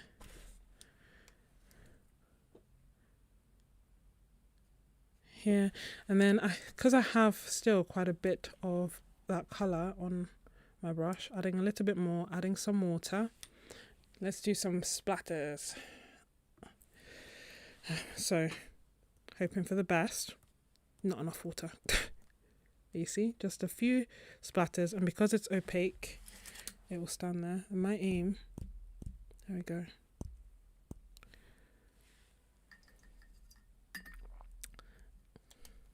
And then I also kind of want some pinky splatters and maybe some yellow ones as well. I don't think or know if all of these will show, but fun to do them anyway. And I feel like it helps it be a little bit more fun. And I'm just tapping the brush to get those splatters. I'm covering the boats because although I don't mind some dots on it, I don't want it all over.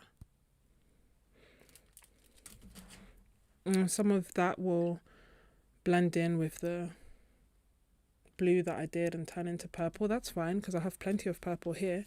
And then a bit of that yellow. I don't think the yellow will show, so actually I'll do a few, but it's okay. Maybe let me try this one and this one that was kind of almost opaque-ish.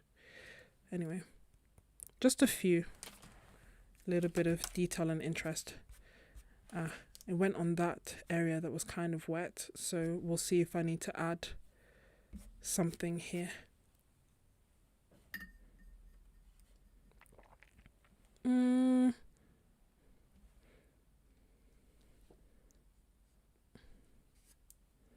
I'm just adding a little bit more yellow here because it just looked a little bit pale. Just make it look a little bit more interesting. And once that, I'll dry that, and then I will do the little lines, and then it's pretty much done.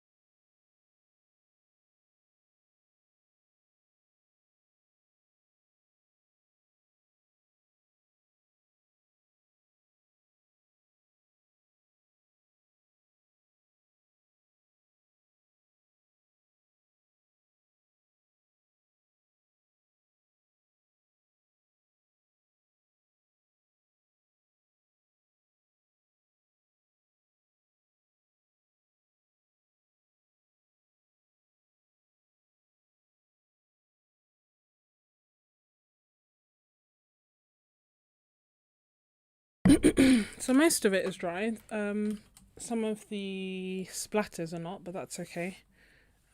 I'm not going over them. So I'll use an appropriately sized brush, but you can see like the details that I've managed to do with that gigantic brush. Still quite a few. It's quite nice. So with this appropriately sized brush, although it's an acrylic brush, so we'll see. That's what I have, so it's what I'll use. We'll do some more. We'll do some lines. Just adding, you know, same mix, ultramarine and magenta. But I want it to be a little bit more like a dark purple. And a moment like this, some people wait a lifetime. The reason the song came to my head is because I literally did this setup for a moment like this. Where you need to see my hand a little bit closer perhaps, or you know, not have the camera directly overhead. This brush is fine, but it's kind of not what I want, because it feels like if I do it here in a non-important area, okay, maybe it's just me, it kind of felt like it was dropping too much water, but that's fine. We'll do this. So just a quick line is the aim. Another quick line. Don't know if that will actually show, as is the beauty of, yeah, it's already fading. Beauty of watercolor, it dries lighter and it just completely disappeared.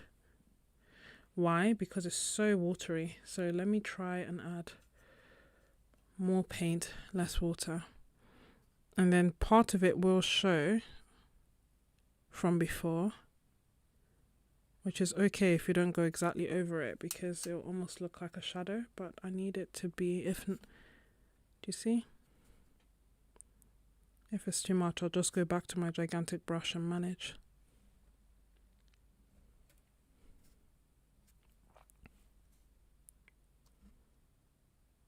And another line here. They're not quite straight. A line back here and here, and then I can do a line here. It's both too much water and not enough.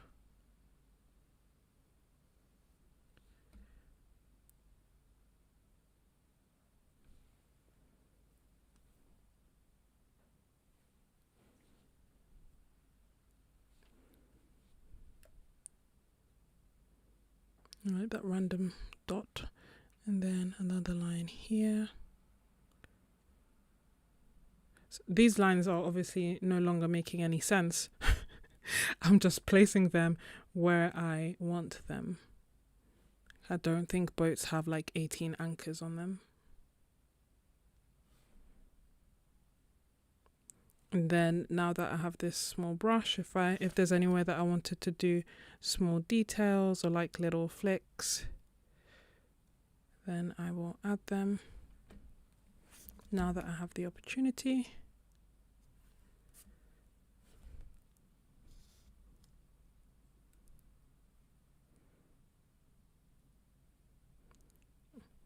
Just so that there's like a bit of interest, a bit of something, you know.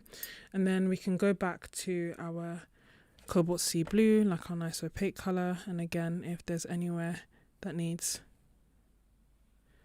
some nice light lines, I might get some white as well. I feel like it would look nice to have some white lines.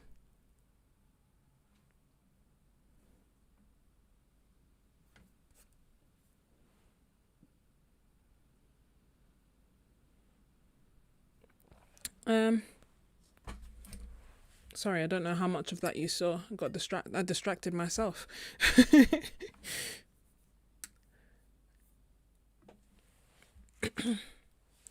Then as I look at this, it's so interesting. The bit that I liked before, that's painterly, is the bit that now when I look at it top down view, I'm not sure it reads well. So I'm just going to define it a little bit more so that it is clear by just adding the corner there, that is a window.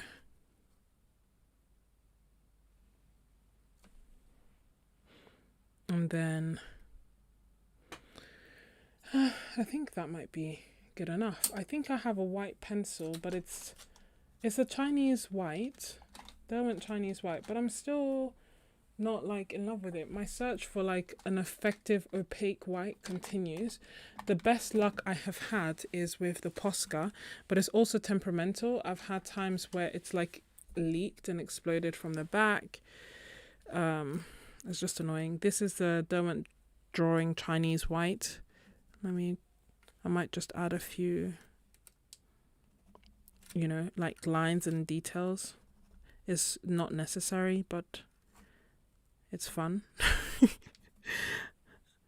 is my whole approach to painting.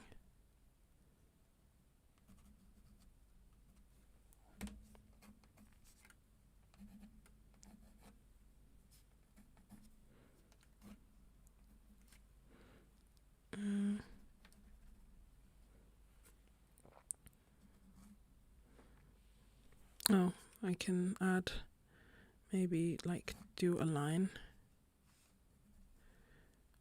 Not just one, so it's not the only focus, but like lines on the boat. But somewhere where there is contrast so that they will actually be seen.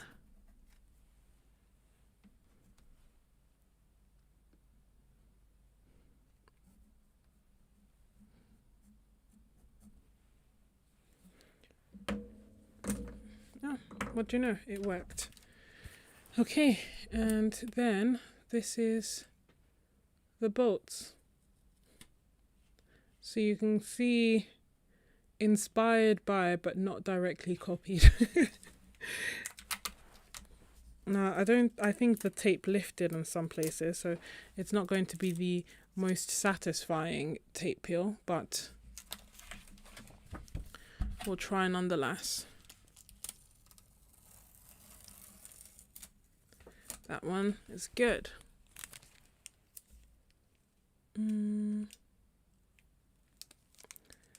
I will have to have a look. Do you know the name of it, Linda? Just because I keep looking for white pens. And like the Posca PC1MR, it's nice because it's opaque, but I don't know, sometimes I've had one that I loved, I finished it, I got a second one and it like, you know, it spills out the back, and sometimes it works, sometimes it doesn't. So sometimes I almost have to use it like a dip pen. This is nice. Oh, stand corrected actually. I didn't think it would be a nice tape peel, but I was wrong.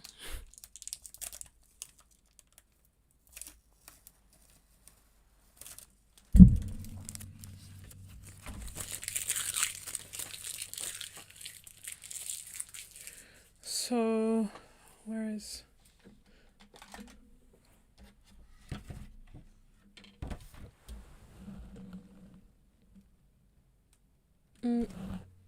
maybe I can do it here. Just wanted to show you what it looks like close up, but I don't feel like I'll do it on this camera and then I'll do it on the top down.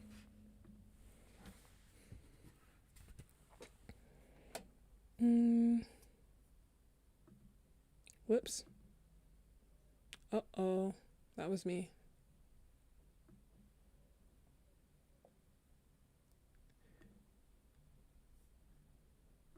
There we go, I just wanted you to see this.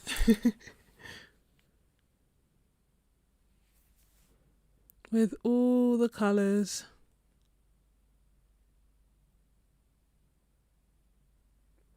And the splatters. You see what I mean by, like, you can see some and there's like nice because it adds a bit of interest, and then even the white. Hey Vesta. Good to see you.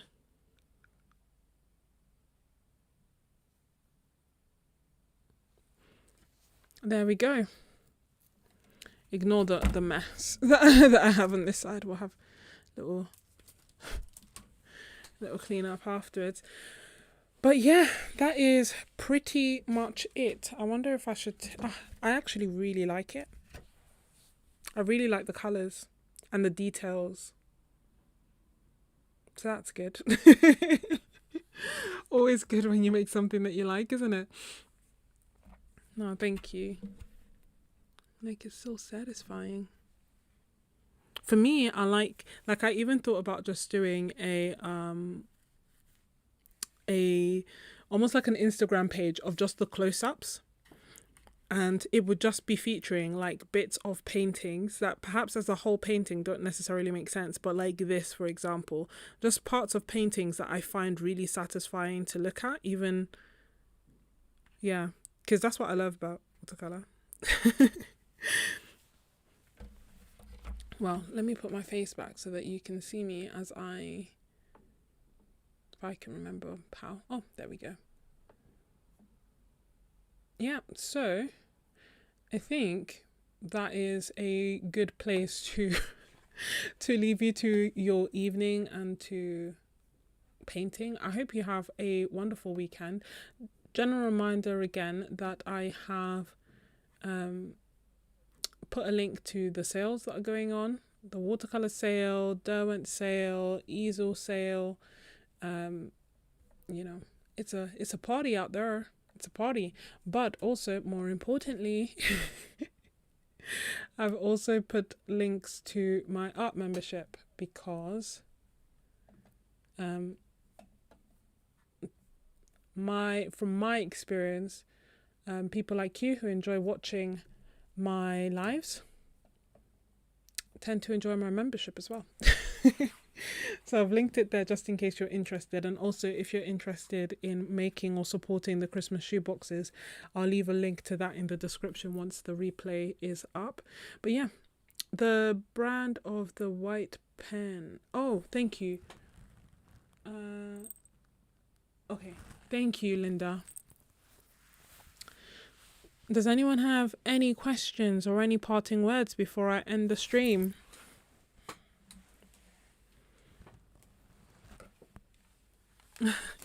Thank you so much, Christine. I hope that you enjoyed it, and I appreciate it.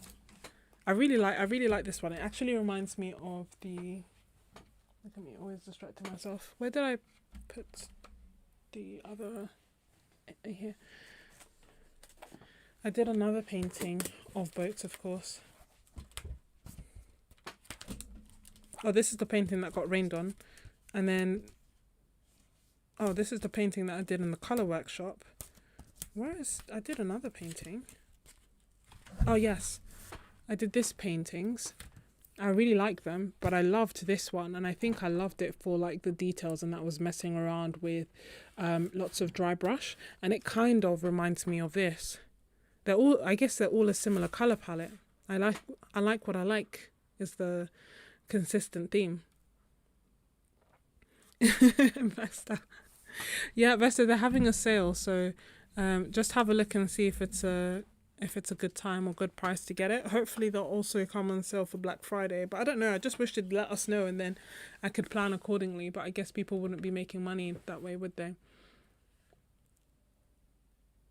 Oh, okay, cool. Almost done with the swatches. Oh, thank you. I can't wait. So Marlene makes the most beautiful swatches of the Happy Meal. The Happy Meal that I've like, the pictures that I posted that were made on small caddy paper swatches, and just in general they're just really pretty and satisfying to look at, so she's very kindly making some for me. Once she does, I'll post it up. But okay, I'll leave you all to it. I hope you have a wonderful weekend. If I don't go out tomorrow, then I will maybe do another live stream, but if not, I'll chat with you on Discord if you are a member, or in the comments if you're not. Thank you all so much for watching. And for those in the replay, what should we... Oh, say boats in the comments, and then I'll know, you'll know, and everybody watching will know that you are a real MVP. Thank you all so much for being here and for being so awesome. And I will chat to you later. Bye. Oh, no, wait. That's not what I wanted to do. I wanted to do this. Bye.